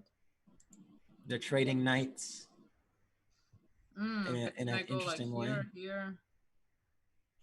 Yeah, I mean, you have to like black. Okay, you just win a pawn. Spawned a pawn. And I think maybe Christopher's argument is that playing e4 just gives the knight the d4 square potentially. So maybe they didn't want to rush. Making that decision, and this is good. Bishop b5 is also tempo, right? Yeah. Yeah, this is very convincing. Knight a3, clever. I did not see this move. Takes. White is fighting. Isn't there a better way of playing? Maybe rook d3 instead of rook takes c3, actually, after knight a3. So here? Yeah. If I go only... And then bishop a6. Okay, I should have put my queen under. I thought it was my only move, but I also have this move. This is a bit awkward, no? I'd love to sack an exchange on d5. If the bishop on d6 moves, well, I actually don't even have to, but that's what I was thinking. I don't know. How do you feel about this bishop here? It's fine. I'm gonna play e4, and I'm not moving the rook after bishop f1. Yeah, I was about to ask, but I had a feeling it was coming. Something like this, huh? Yeah, this looks. No, I would probably take on I'd probably take on d5 with the rook, actually, if you allow it. But yeah, let's not hang a pawn. Maybe I can put my own pawn on d6. Okay, but it's a fight, right? It's a game. Yeah, it's very complicated. Okay, so this happened. So I went here. So a lot of clarifications. There was no way to hang on to that guy. Your knight is very awkward, right? If I attack it, like, you literally have nowhere to go. What about this knight is trapped. Yes, it is. Was queen g5 something after rook c8 when the queen is on c1? Is that something? Your knight? Oh, no, your rook is hanging. Oh my God. It's that time of the day. Okay, yes. I was trying to get in with queen e7, but it's just not even happening. So he gave up a pawn as a way to save his knight. I like this, actually. White did really well to just make two bad pieces, the queen and the rook, active again, and with a file. I mean, this is tremendous. This was a really good job of walking the tightrope. I mean, to correct like that and only be down a pawn is not bad. No, I agree. And also this king is quite weak, because at some point I might check you on the diagonal and then ask you where this king is going, and you're not going to have a good answer, because if you go to h8, I need to stop kicking my desk. If you go to h8, you can have some back rank issues. If you go to f8, that's a little bit iffy. So opposite color bishop position, and there's a lot of fight left in this game. I do like how white handled the position after losing the d5 pawn, or in that situation after bishop b5. I think it was a very tough position. Yeah, I agree with that. Oh my God, I cannot believe what I'm looking at. Why? So this must have been a draw offer, right? Draw offers are probably permissible. No. Or no? It was a repetition. Wow. Well, you see this from time to time, and you learn as you get older. You begin to understand that when you have an advantage, you have to try and press it. And I think black understood they were better, but they also saw the level of their opponent and maybe thought the draw is a good result. But yeah, it's definitely a little surprising. Yeah, this is something like to work through with a coach. This kind of like psychological thing. But like as you said, when you have a good position, you kind of owe it to your position to play it out. And white has 5 minutes, okay, 6 minutes, let's say, versus 40 minutes. Like, why not just try it out? Like, compare it to the other game. Remember we saw where white was really up on time and they were like losing the game, and then it became closer to a draw, and then they kept playing, and then in time trouble they made a mistake. Like, black made a mistake. It was in the first round. It was the position of rook versus two minor pieces. So yeah, I mean, this is a big, because we also have to understand that you're not always going to get such good positions against strong players, right? This is not a given. Like, you have to work for it. So why throw it away? So yeah, black should definitely keep this game going. Yeah, I think the other thing that is always helpful too, and it isn't always the case in various positions that this is the case, but when I'm playing a strong player, and this is something that I've sort of kept with me for like 15 years now, is if I'm playing a strong player and I know I'm much better, I always want to kind of get to a place, if I can, where I actually can't lose. And what I mean by that is there's no attacking chances or aggressive chances for my opponent to kind of do something. And maybe here white just didn't get to that calculus, because you can already see that theoretically that maybe rook d7 is on the horizon. Maybe there is some possibility to challenge the king. Maybe if they didn't, like, if you see the bishop c6, you see white has no attack whatsoever.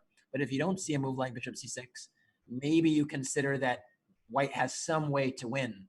Because if you think that white has no way to win, then you just continue. And that's kind of the way I rationalize it. But like, I think this is like, to say no way to win. Like, for me to go to this from this position to like win is such a big leap. Mm-hmm. Like, thinking in terms of results. I mean, okay, like, you're a more mature player, so it makes more sense for you to think this way. But okay, you see rook d7, but you can't see rook c7, right? Yeah, I mean, yeah, I think, but the thing is if, like, I'm saying that you don't, let's say rook d7 comes on the board, then maybe, I mean, bishop takes g7 is just a threat. So if you allow rook d7, you're concerned, and maybe they didn't see a way they could parry that threat somehow. Yeah, maybe, but I think it's more of, playing against stronger player. I mean, I don't think they missed the fact that it was a 3-4 repetition, but yeah, I hope they have a good coach. They can talk about this, because this is another way to improve, not letting your advantages get away, and converting wins and having the confidence to play out your positions, even if you're playing someone significantly higher rated than you, right? If I'm looking at the rating is 20, okay, like 250 difference or something. He's an IM. He's probably I don't know how old is he, but in 8th grade, 12 years old, prodigy, we can say. But still, you get this position. You really need to play it out. So hopefully there's someone you can discuss this with, because I think this is something that applies to a lot of players. And sometimes we look at a game and we make comments, and it sounds like we're targeting a player or like being critical of a player, but this has such common mistakes that we just see across the board happen to everyone. So like, the comments that we make, I feel like, can apply to a lot of players. Definitely, and at all levels. I mean, you see concessions made, at your level, at my level, even higher levels. This is sometimes what happens. But yeah, I think every tournament, every game is an opportunity to kind of retool, reframe that process, and just come back to the drawing board a little bit better with a better approach as well. And so yeah, I mean, we'll. I think both players are going to learn something from this game and draw them those takeaways. So, anyways, I think we're going to go for a short break and be back in a bit.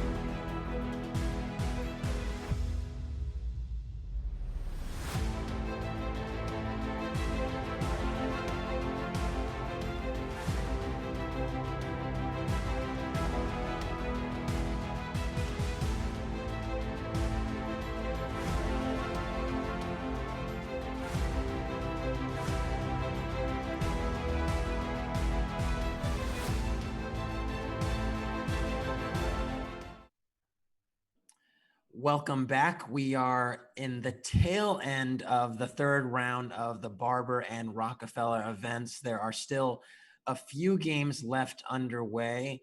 And Tata, where are we going to start? Is it with this Christopher Yu game? Yeah. Another thing I wanted to mention about that Arthur Goa game. So we were saying, like you're struggling, is it gonna catch up to you or not? The thing is like day one is behind him, So you find yourself in bad positions, and maybe you have to crawl your way out of it. But this day is behind you, and tomorrow just can be a brand new game, brand new day with 3 more games. So it might be a complete 180, and you might just play at a really high level and just be in the driver's seat in every game. Yeah, for sure. We'll see. We'll see how he fares tomorrow. I mean, especially, at the end of the day, no losses is always a nice thing to say, right? So you had a 1 win and 2 draws. You can kind of walk away and say you didn't lose. That's not so bad. So I would 2 wins in a draw because he won that game. Remember, round 2 game he won.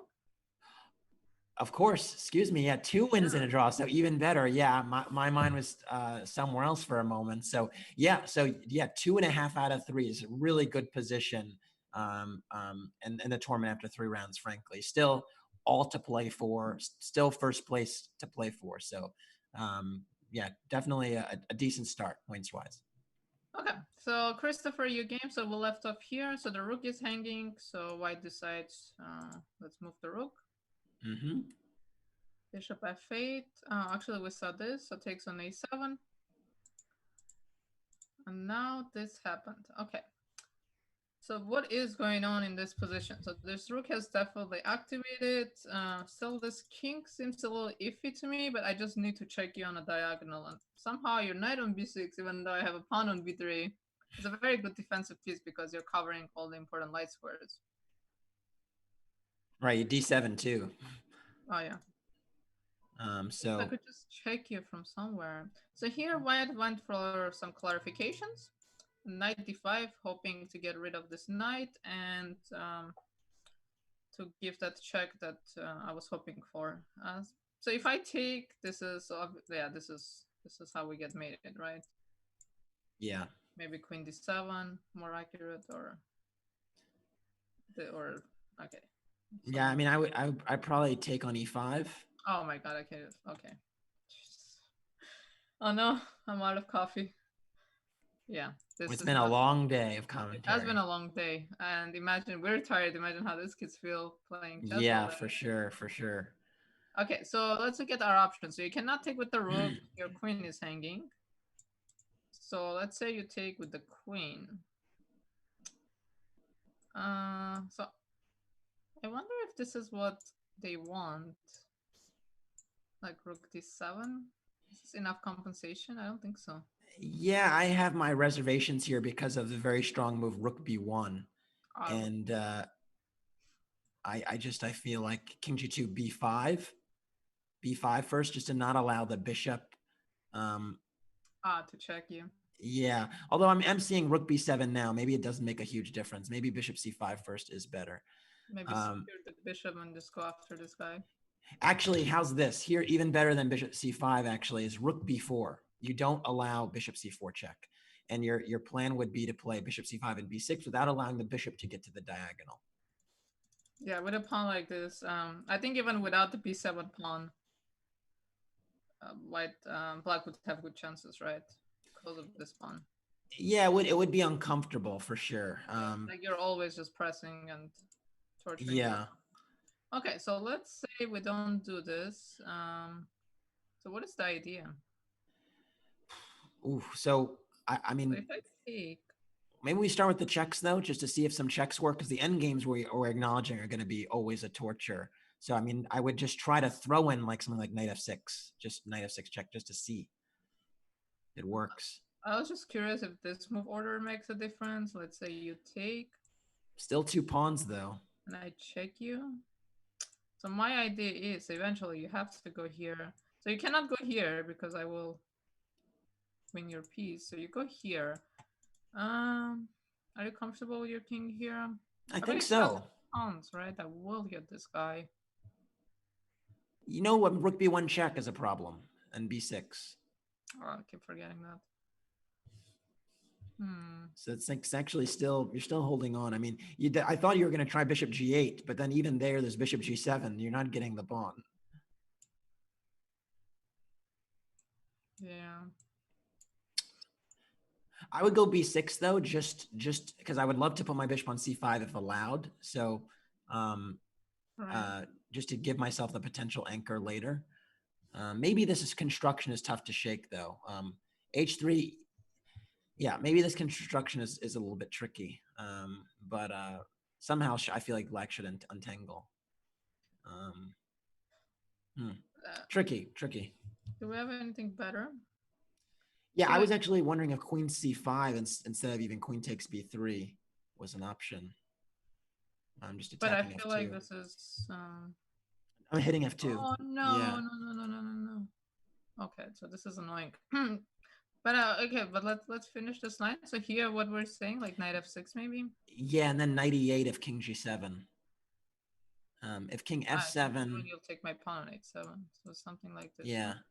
And I thought that we might have some drawing chances. Your queen still doesn't have any entry squares. Where's the king gonna go? Good question. It's funny, even if I go here, okay, you can check me again. You still don't have this check that you really want to do. Yeah, no, I want to keep the queens on at all costs because I really do. The end game does feel like just like torturous. So did this happen? So I was wondering what was going to happen after queen c5. Oh. What do we do? So we can take on b6. So you're threatening mate. Do I need to go knight e3? I don't want to go knight e3. Yeah, me neither, but maybe it's needed. This doesn't feel good. This does not feel good, but what else can we do? I feel like there's maybe queen f3. No, it doesn't feel the thing right. is that the knight on b6 still isn't playing. So even after knight e3, it's hard to kind of improve without the knight on b6 actually playing. So and then you move the knight, then the queen can enter. So I think white actually has can try to play like h4, h5 now, at least make some more moves. I'm not sure about what black's moves are besides maybe e4. I'm really not sure how black improves. So it's an interesting dynamic because both sides kind of want to improve their pieces, but it's kind of tricky to do it. Complicated. Yeah. Okay. So this was played on knight f6. So let's see how black is gonna get out of checks. So but if I go here, you take? I don't think you take. Because then I will take. How do you take back with the bishop? So I don't want to trade queens. So this is already kind of like a red flag for me because the end game here is going to be extremely unpleasant with the knight h7. Do you want to play here? I was wondering, I don't know what square. I'd have to look at the position for a moment, but somehow I feel like maybe the knight on f6 it might not be hanging sometimes. Okay, that's fair. The question is how to make any of this work. So I guess maybe one idea is actually to trade queens and play knight d7, actually.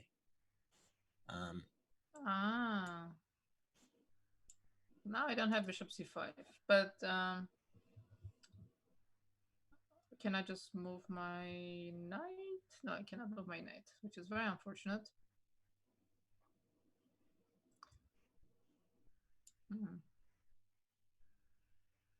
If I was black, I'd probably go e4 actually. If I can go here, but this is a very. But then knight takes e5. Okay, I just don't see anything anymore. Okay, we want to go e4. Yeah, e4 is especially nice against. Yeah, fixing the f2 pawn, and then I mean, white has some chances. That's all. I mean, nothing major, but chances. So here I would actually consider just going king f6 even, and again tickling this pawn. Yeah, I agree. Well, why not king f6 though? Or did you wanted to play it with tempo, or I just thought putting the king on the dark square is safer. Yeah, you're correct. I agree with this move. This is. And then I mean, rook takes h7 doesn't even work. Bishop g7 even. It's well here there's h4, h5 potentially, but like just rook b2 just looks extremely dangerous. Yeah, for rook c7, then just b6. Huh? Yeah. Such a big problem. Yeah, this does not look amazing. So in the game, he did play king f7. Oh, okay, so this is what we're looking at. Is there a way to keep the queens on though? That's the $1 million question. Like, can you try to? It's amazing. There's no square on the d file the queen can move to right now. Everything's covered. So what was the problem with this move? Oh, that's the square. I was looking for a square and you found it. No, but we looked at this and there was a reason we didn't like this. Can I go here? I'm starting to feel optimistic. Is queen g8 or queen h8? Something here looks interesting.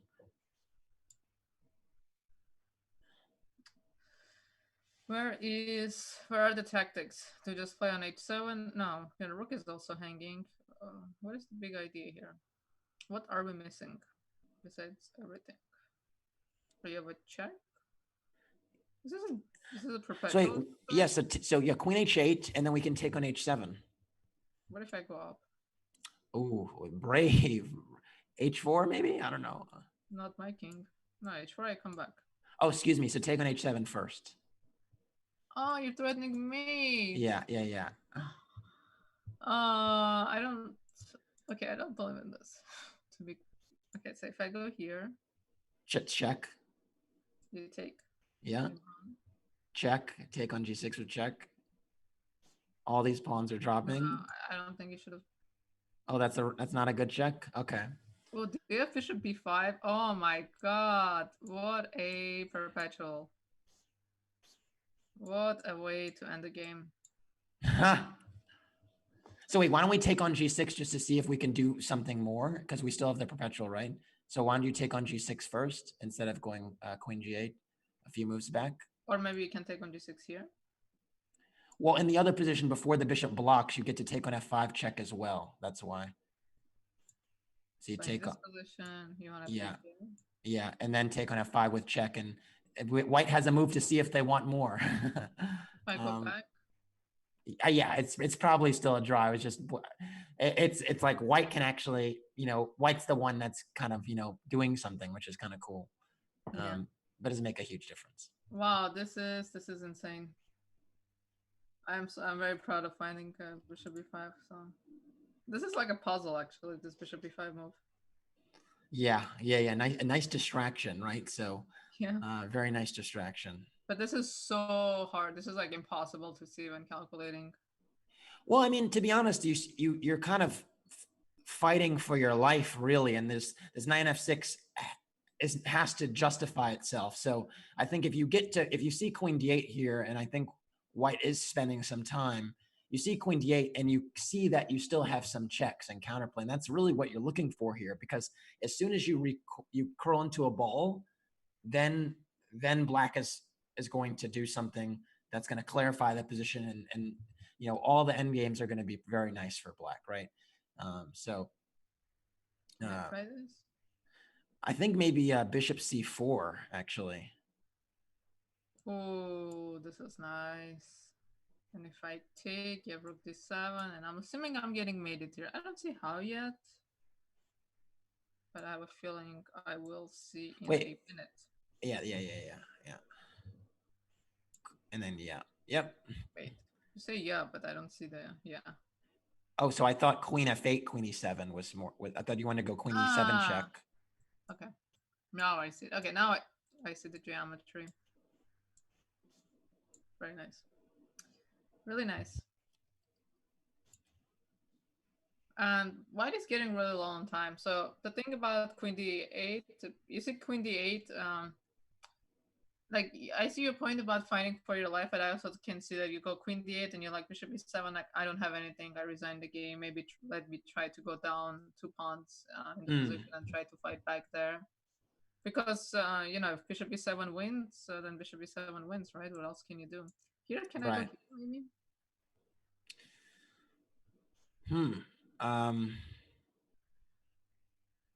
Okay, move was played. So let me see. Queen d8 was played. So we might see all of this.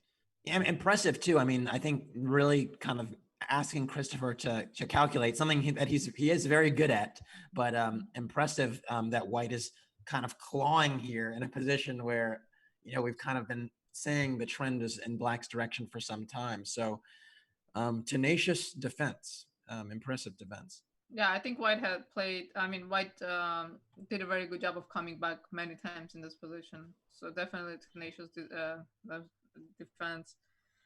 Find really good resources. Like a lot of times, we're looking at a position with that things are going very poorly for White, and then White would just come back and be fine and fighting back and doing well. So props to the White player Sandeep Seturaman, who's a national master.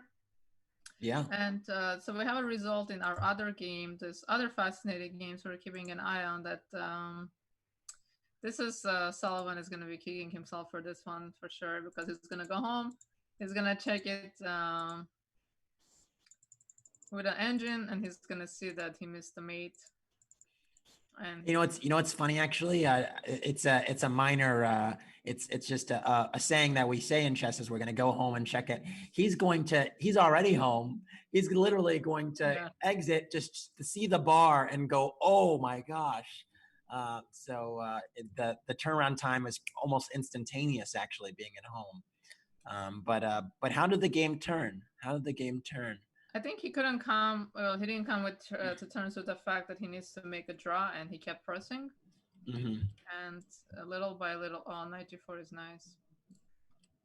Tactically, just exchanging everything. Knight g4 is a very nice move, very mature move. Wait, sorry. What did I? Bishop b2. Yeah. That's nice.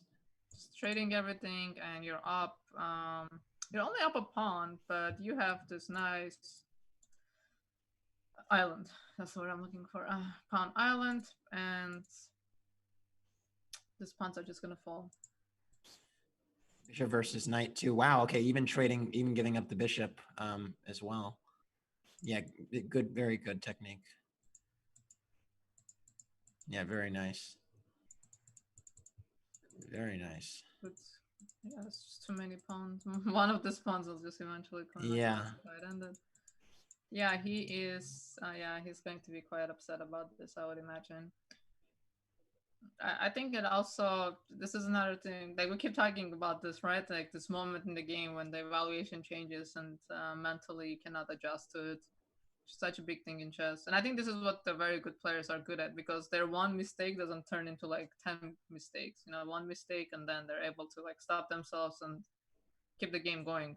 And I think comes with experience and maturity, because with more amateur players and younger players, you'll see they blunder and they kind of fall apart, and one mistake becomes 2, 3, 4 until you're just basically resigning. Yeah, and it's something, frankly, that even I can say, something that I've had to work on quite a bit constantly is just, because mistakes do come in bunches. I mean, they do. So it's challenging, and you're just constantly a work in progress in that respect. So no doubt about that. Wow, so I see a game and I was really surprised. So we have a game by Max Liu, who only has half a point out of 2.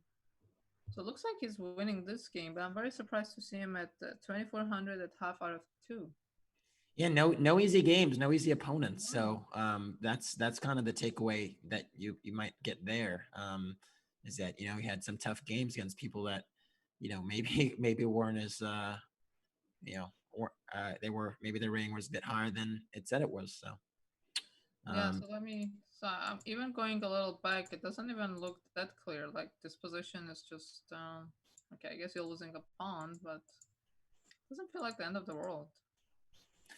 Yeah, it is a bit surprising that that he gave up the bishop pair a bit earlier, though. I mean, I would have kept that bishop on g6, but somehow this knight just never really got out of the box properly. And then and I suppose this was a blunder, because unfortunately your rook doesn't have a good discovery, which is so annoying, right? Because if you play here, I simply defend. It's rare that happens. Super annoying that it happens. And So Max, oops, yeah, Max won this game. Oh, nice checkmate, actually. Okay. I was kind of surprised to see this. I saw this game going, and uh, so nice recovery. So 1.5 out of 3. Still a lot of games to go tomorrow. So let's see what Christopher did. So he played, okay, some development. Wow, knight g4. Knight g4 is creative move. So you're defending f2. Not too many ways actually to defend f2, right? Like legal moves that defend the pawn on f2. So this is Yeah. what you want. So pretty nice. So what is the idea? If I take, do you have a perpetual of some sort? I don't see one. Wait, I don't see a perpetual. I thought king h6. Oh no, that then queen f4. That doesn't work. Oh, this hangs. So where's the king go? But the queen is protecting f2, unfortunately. Oh, you just take. No, you don't take. The rook is hanging. But even there, isn't the king very weak? Let's look. Can we look at that? Just see queen takes f8, queen takes d1. Is it so cut and dry? Because there's still looks like the king is very weak. What a double attack. Wow. So okay, black to play and hold this one. I mean, like go back.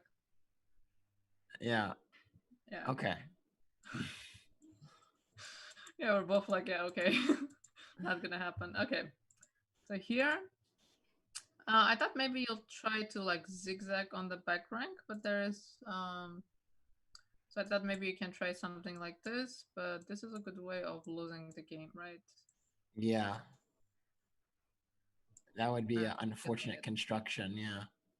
Rook d8 mate. Okay, so let's see. So if I take, so what do I, so this is, oh, king f7. You're out of checks. I still have queen f4. And then queen f5. Oh, yes, okay. All right, we're getting somewhere now. So, all right, so that doesn't work. Knight again. Stopping this check is super annoying. Yeah, something like this, and I'm still threatening mate. All right, so instead of queen f4, let's check in that position and see what white needs to try. So white to move here and try something. So still threatening mate, so you do have to do something by 4, so you don't have time to kind of lounge around. Bishop c4 again. Uh-huh. The rook is hanging. If you take the queen, and if the knight, then rook d7. It's rook d7. What is rook d7? It's mate because of your zigzag. Queen e6, queen f6, queen f7.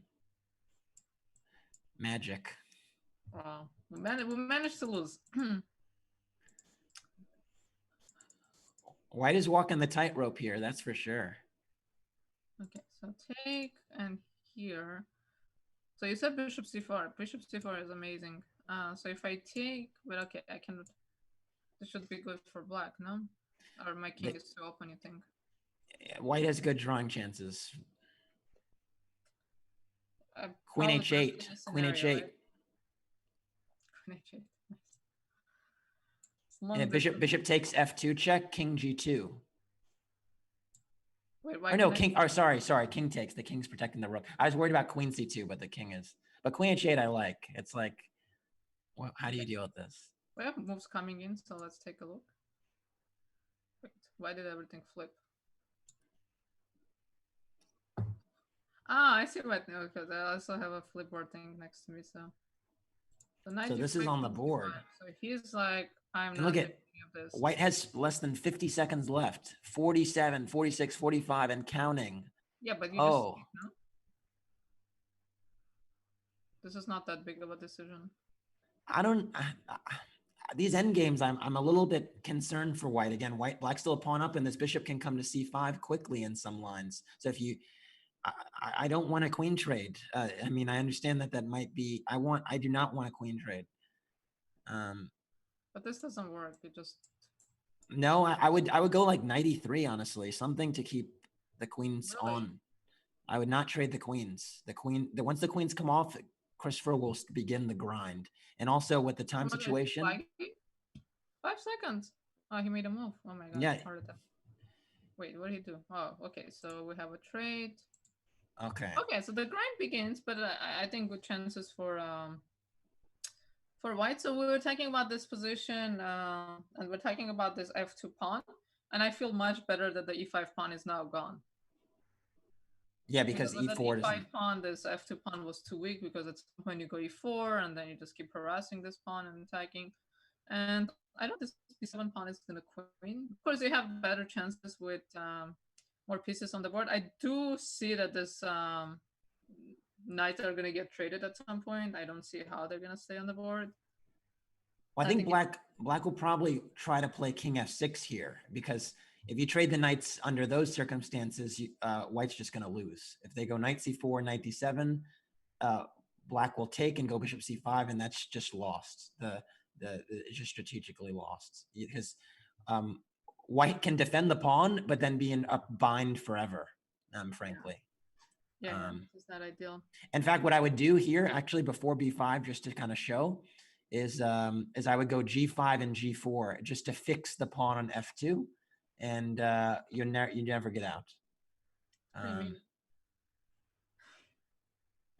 So yeah, so that's basically, I think the danger here is after king f6, I think f4 knight d3 or f4 has to be played just to stop bishop c5. F4 is also a tough move because now your king is just, you're always going to have some kind of issues. Okay, he made a move. Let's take a look. We don't want to miss this. He won knight d3, which is a safe move. Yeah, and Christopher is just going to play fast and try to play against his opponent's time, which makes a lot of sense, and just keep putting the pressure on. Bishop g2, I understand, but I think I would think about activating my rook instead. Knight d7 now. Oh no, that doesn't work. Not knight d7, because then the knight would be loose there. Maybe knight c4, knight a4, or something along those lines. Yeah, I would feel more comfortable with a move like rook c1 instead of, what do you think? Well, how's black? Black has to defend the pawn on b7 right now. So, right. So how does black play this one? I mean, the knight has to move, right? Move my knight anywhere. Okay, not there, maybe. Okay, even there. So they're not worried about, bishop d5, there's b5. So that's nice. Yeah, the squeeze has begun, basically. The problem is the knight on d3, as soon as it leaves, there's bishop c5. So if I was white here, I would probably go h4. Just to kind of take some space, give my king an escape square, slow down the aggression on the king side. Okay, so he's thinking, but still, I think it's better to, or h4 or something. h4 I like. Yeah, f4 is a bit scary to me, but bishop g2 is, I don't know, a little skeptical. Wait, so bishop, okay, we have a bunch of, no, we don't have. So bishop g2, knight a4 was played. He went knight f4 and knight here. Christopher's like, please trade the knights. Oh my god, this is such a scary move to play. King e5, no, king. After rook c1, maybe king. But why not here? I guess you push. No, maybe we play bishop c5. Actually, again, h7 never seems like or rook b1 and then bishop c5. It just seems like h7 is not really a threat. I didn't so much want to take that pawn. I just wanted to activate my rook and maybe make your king a bit uncomfortable. Oh, okay, gotcha. And maybe here rook h7 is actually effective. It feels good to put a rook on the second rank. Then there's rook h6 actually, which I missed. Yeah, and something I always have knight d3 with a tempo defending. Yeah, that's good. Okay, now they're playing on increment because they have seconds left. So knight c3, rook c1, king e5 was played. Okay, come on, make a move. Very nice, check. Oh, king. This is king tricky, d4. right? Cannot go king d4, right? That's a fork. So whenever there's a knight on the board, you always have to look out for forks. Yeah, or it's forks. Yeah. Those things can hurt you. Check on rook e8 or rook e8 immediately. h4 is good. Okay, assuming b5 is going to be played at some point. Actually, b5, maybe I can start checking you on e6 and all. Ooh, bishop h6. That's a bit of a nasty move.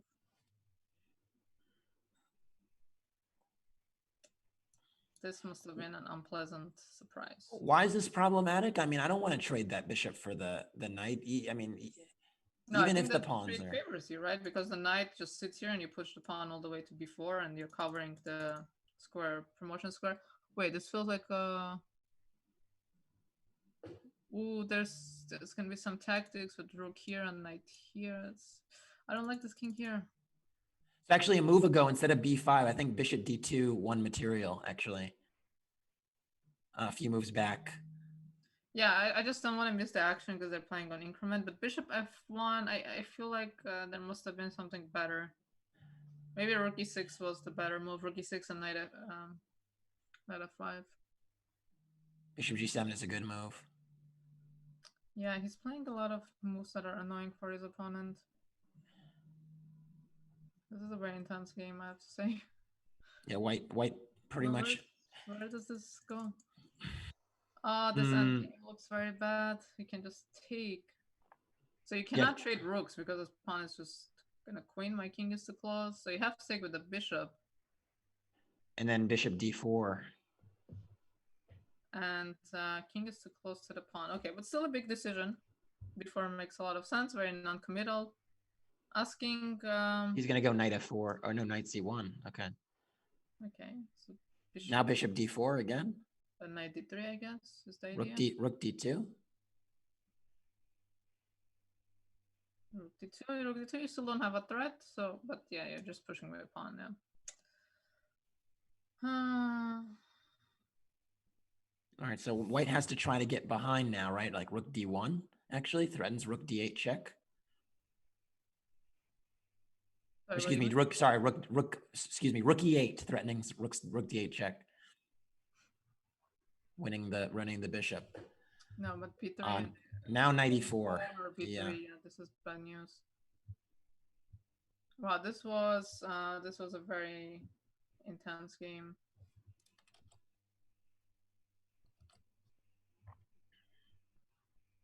So what is white going to do? Yeah, move too late. Yeah, rook e8 just a move ago would have changed everything, honestly. Wait, why can I check and take the bishop? Well, now there's the threat, right? Yeah. This hurt. Yeah. This is such a pity.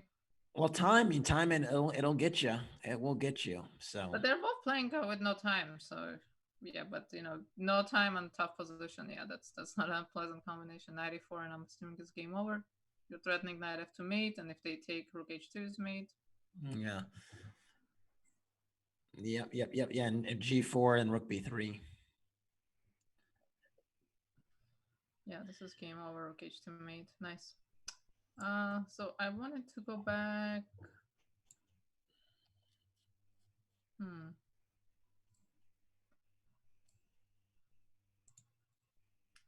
Was this hanging?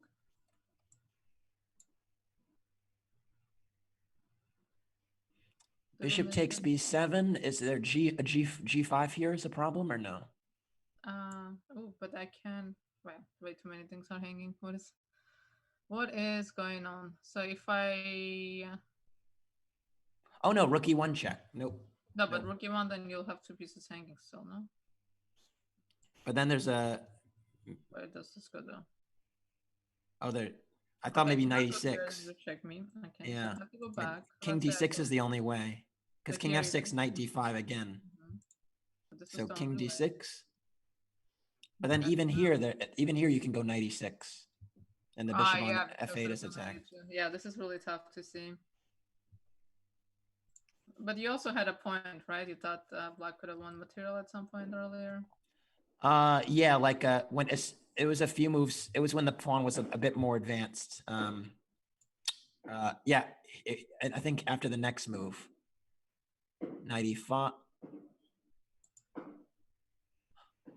Yeah. Oh no, it was before b5.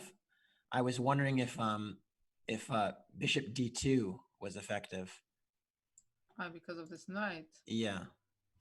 Oh, you probably have to go something like knight d4. Knight d4, yeah. Maybe rook b4. It doesn't. It seems like it seems like it should work. Like, but rook e6, king d7, and if knight c2, then rook b1 check at the end. Well, here you have rook b2. Yeah. Yeah. loose pieces drop, right? That's what they say. Yeah. So where are we? Where are we with the active games? Or is there still any left? So let me take a look. Unless I'm missing, it looks to me that there are no games left, but I might be mistaken. So let's see what games we might have missed. So this is the game we saw. Some kind of a night end game. So this is between New York Mouse. Is that two New Yorkers playing here? What is going on? I thought it was one per state. Who is this? So it's Avi Kaplan versus Hemachandra Ramba.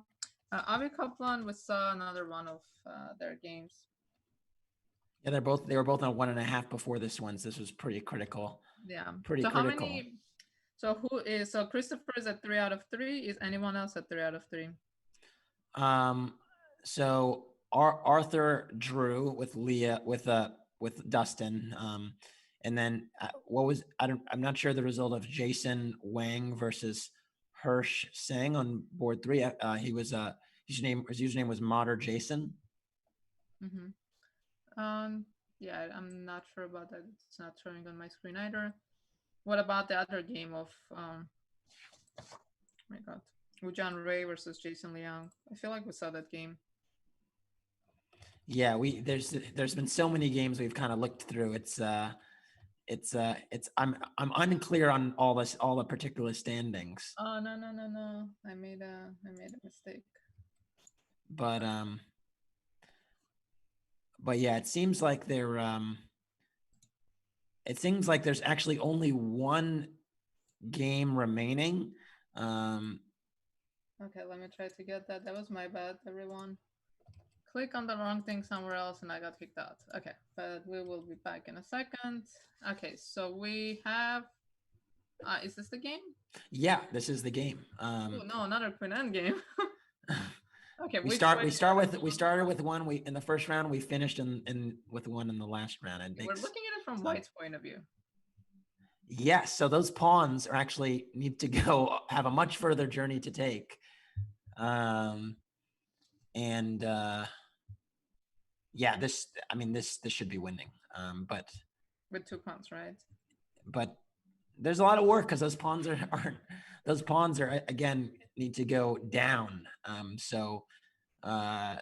Yeah, there's still a lot of work to be done. White is going to try to just check incessantly, and we're going to have the same type of scenario as the round one edition. I just saw who the players were, and then I lost them. So I think it was I think they were both at one point. Yeah, so Kevin Zhao versus Jayant Maneshwari. So black players at 2560 and again 1650. So we have a 400 coin rating difference. So let's see black's technique. But wait, whose move is about to check? Okay, that was not a difficult question to answer. So where do you want to run with your king? Let's see how many moves. Oh my god, so this started as a king and pawn end game.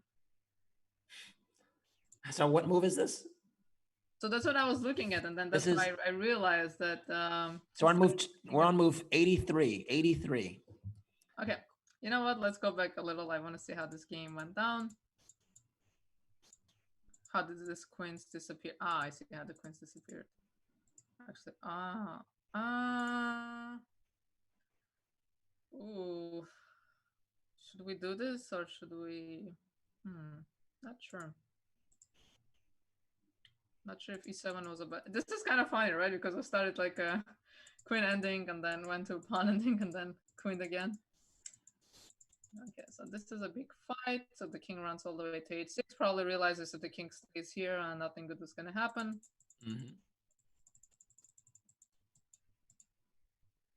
All right, there's a little bit of a ring around the rosy situation here. The king circled the queen, and then it came back. The black queen's going to have to block at some point for this to continue in a meaningful way. Is this already perpetual? Because I'm attacking this pawn, right? So you cannot just.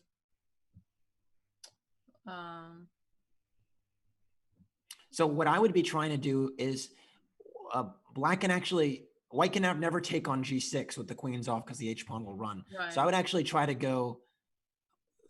I want to try and block with the queen somehow. I might try to go king e7 actually. I feel like we already had this position. Okay, so let's keep track. So pawns queen on move 71. Now we're moving 88. So there's still a long way to go. 30. So my idea, by the way, is if when you check me again, I'm going to try to go king f8. Yeah, and because if you go here, I'm just going to check, and then you cannot move your king, and I'm going to take the pawn. Right. Okay, so you wanted to go king f8. I have to say, do I believe in this? Trying to trade queens here. So your idea is like, I cannot do this. Right. And the pawn runs. It's actually very interesting. Both players have quite a bit of time left. Okay, so king f8. So if I check,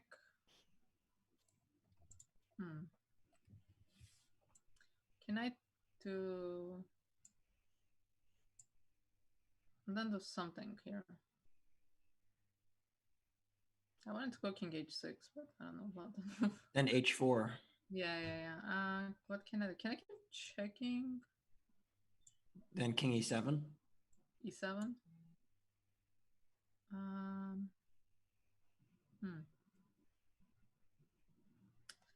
If I check you again, this is a disaster. So I need to move my queen somewhere, but where? Do I have to go like here or something? I'm gonna ask you how you're gonna make progress if queen f6 and we start checks all over. Yeah, no, I gotta try and improve with the pawns. I think actually instead of queen e6, I can try g5. No, just in that position where you where you went queen d4 and right at the end of the variation. Yeah, I think I can try g5. But can I check? And then king f6. Okay, fair. Whoa, what happened? So I think we might have had a repetition, right? The ring around. There was a ring around the rosy, right? There was the king darted around, the queen checked around, and then we had a draw. So I think that might be the last game of the round, actually, and fascinating. So both of our queen end games ended in a draw today, huh? Right, and I think they were both probably winning for one side at some point, but they're tricky, the trickiest to navigate. So yeah, I think that'll that it makes sense that sometimes in time trouble you have these types of things happen, and they're so tough to navigate. So yeah, it is what it is in that sense. Yeah, but queen games are definitely the trickiest one. There's just so many checks and so many ways to blunder with such a powerful piece on the board. Yeah. But I think that actually will conclude our coverage today of the Barber, the Rockefeller, and the Senior. It has been a long marathon day. I think Tatev and myself have really enjoyed it, commentating. Thank you, Tatev, for being an excellent partner. And also thank you to the production team behind the scenes that has been, there all along helping us out. Special shout out to Aaron and Jake, who have been really excellent today. I'll leave you with the last word, Tatev. Yeah, I definitely share your sentiment. It's been great doing commentary with you. I think we had very good chemistry. We understand each other's chess much better after spending the whole day together. So it was a lot of fun, a lot of fighting games. I think the future of chess in the US is bright, seeing these players fighting it out, in these tough conditions, but still the resiliency they show. I have a lot of respect for them. And tomorrow will be the second half of the event, so make sure you guys are tuning in to watch the champions be crowned. Stay tuned. Take care.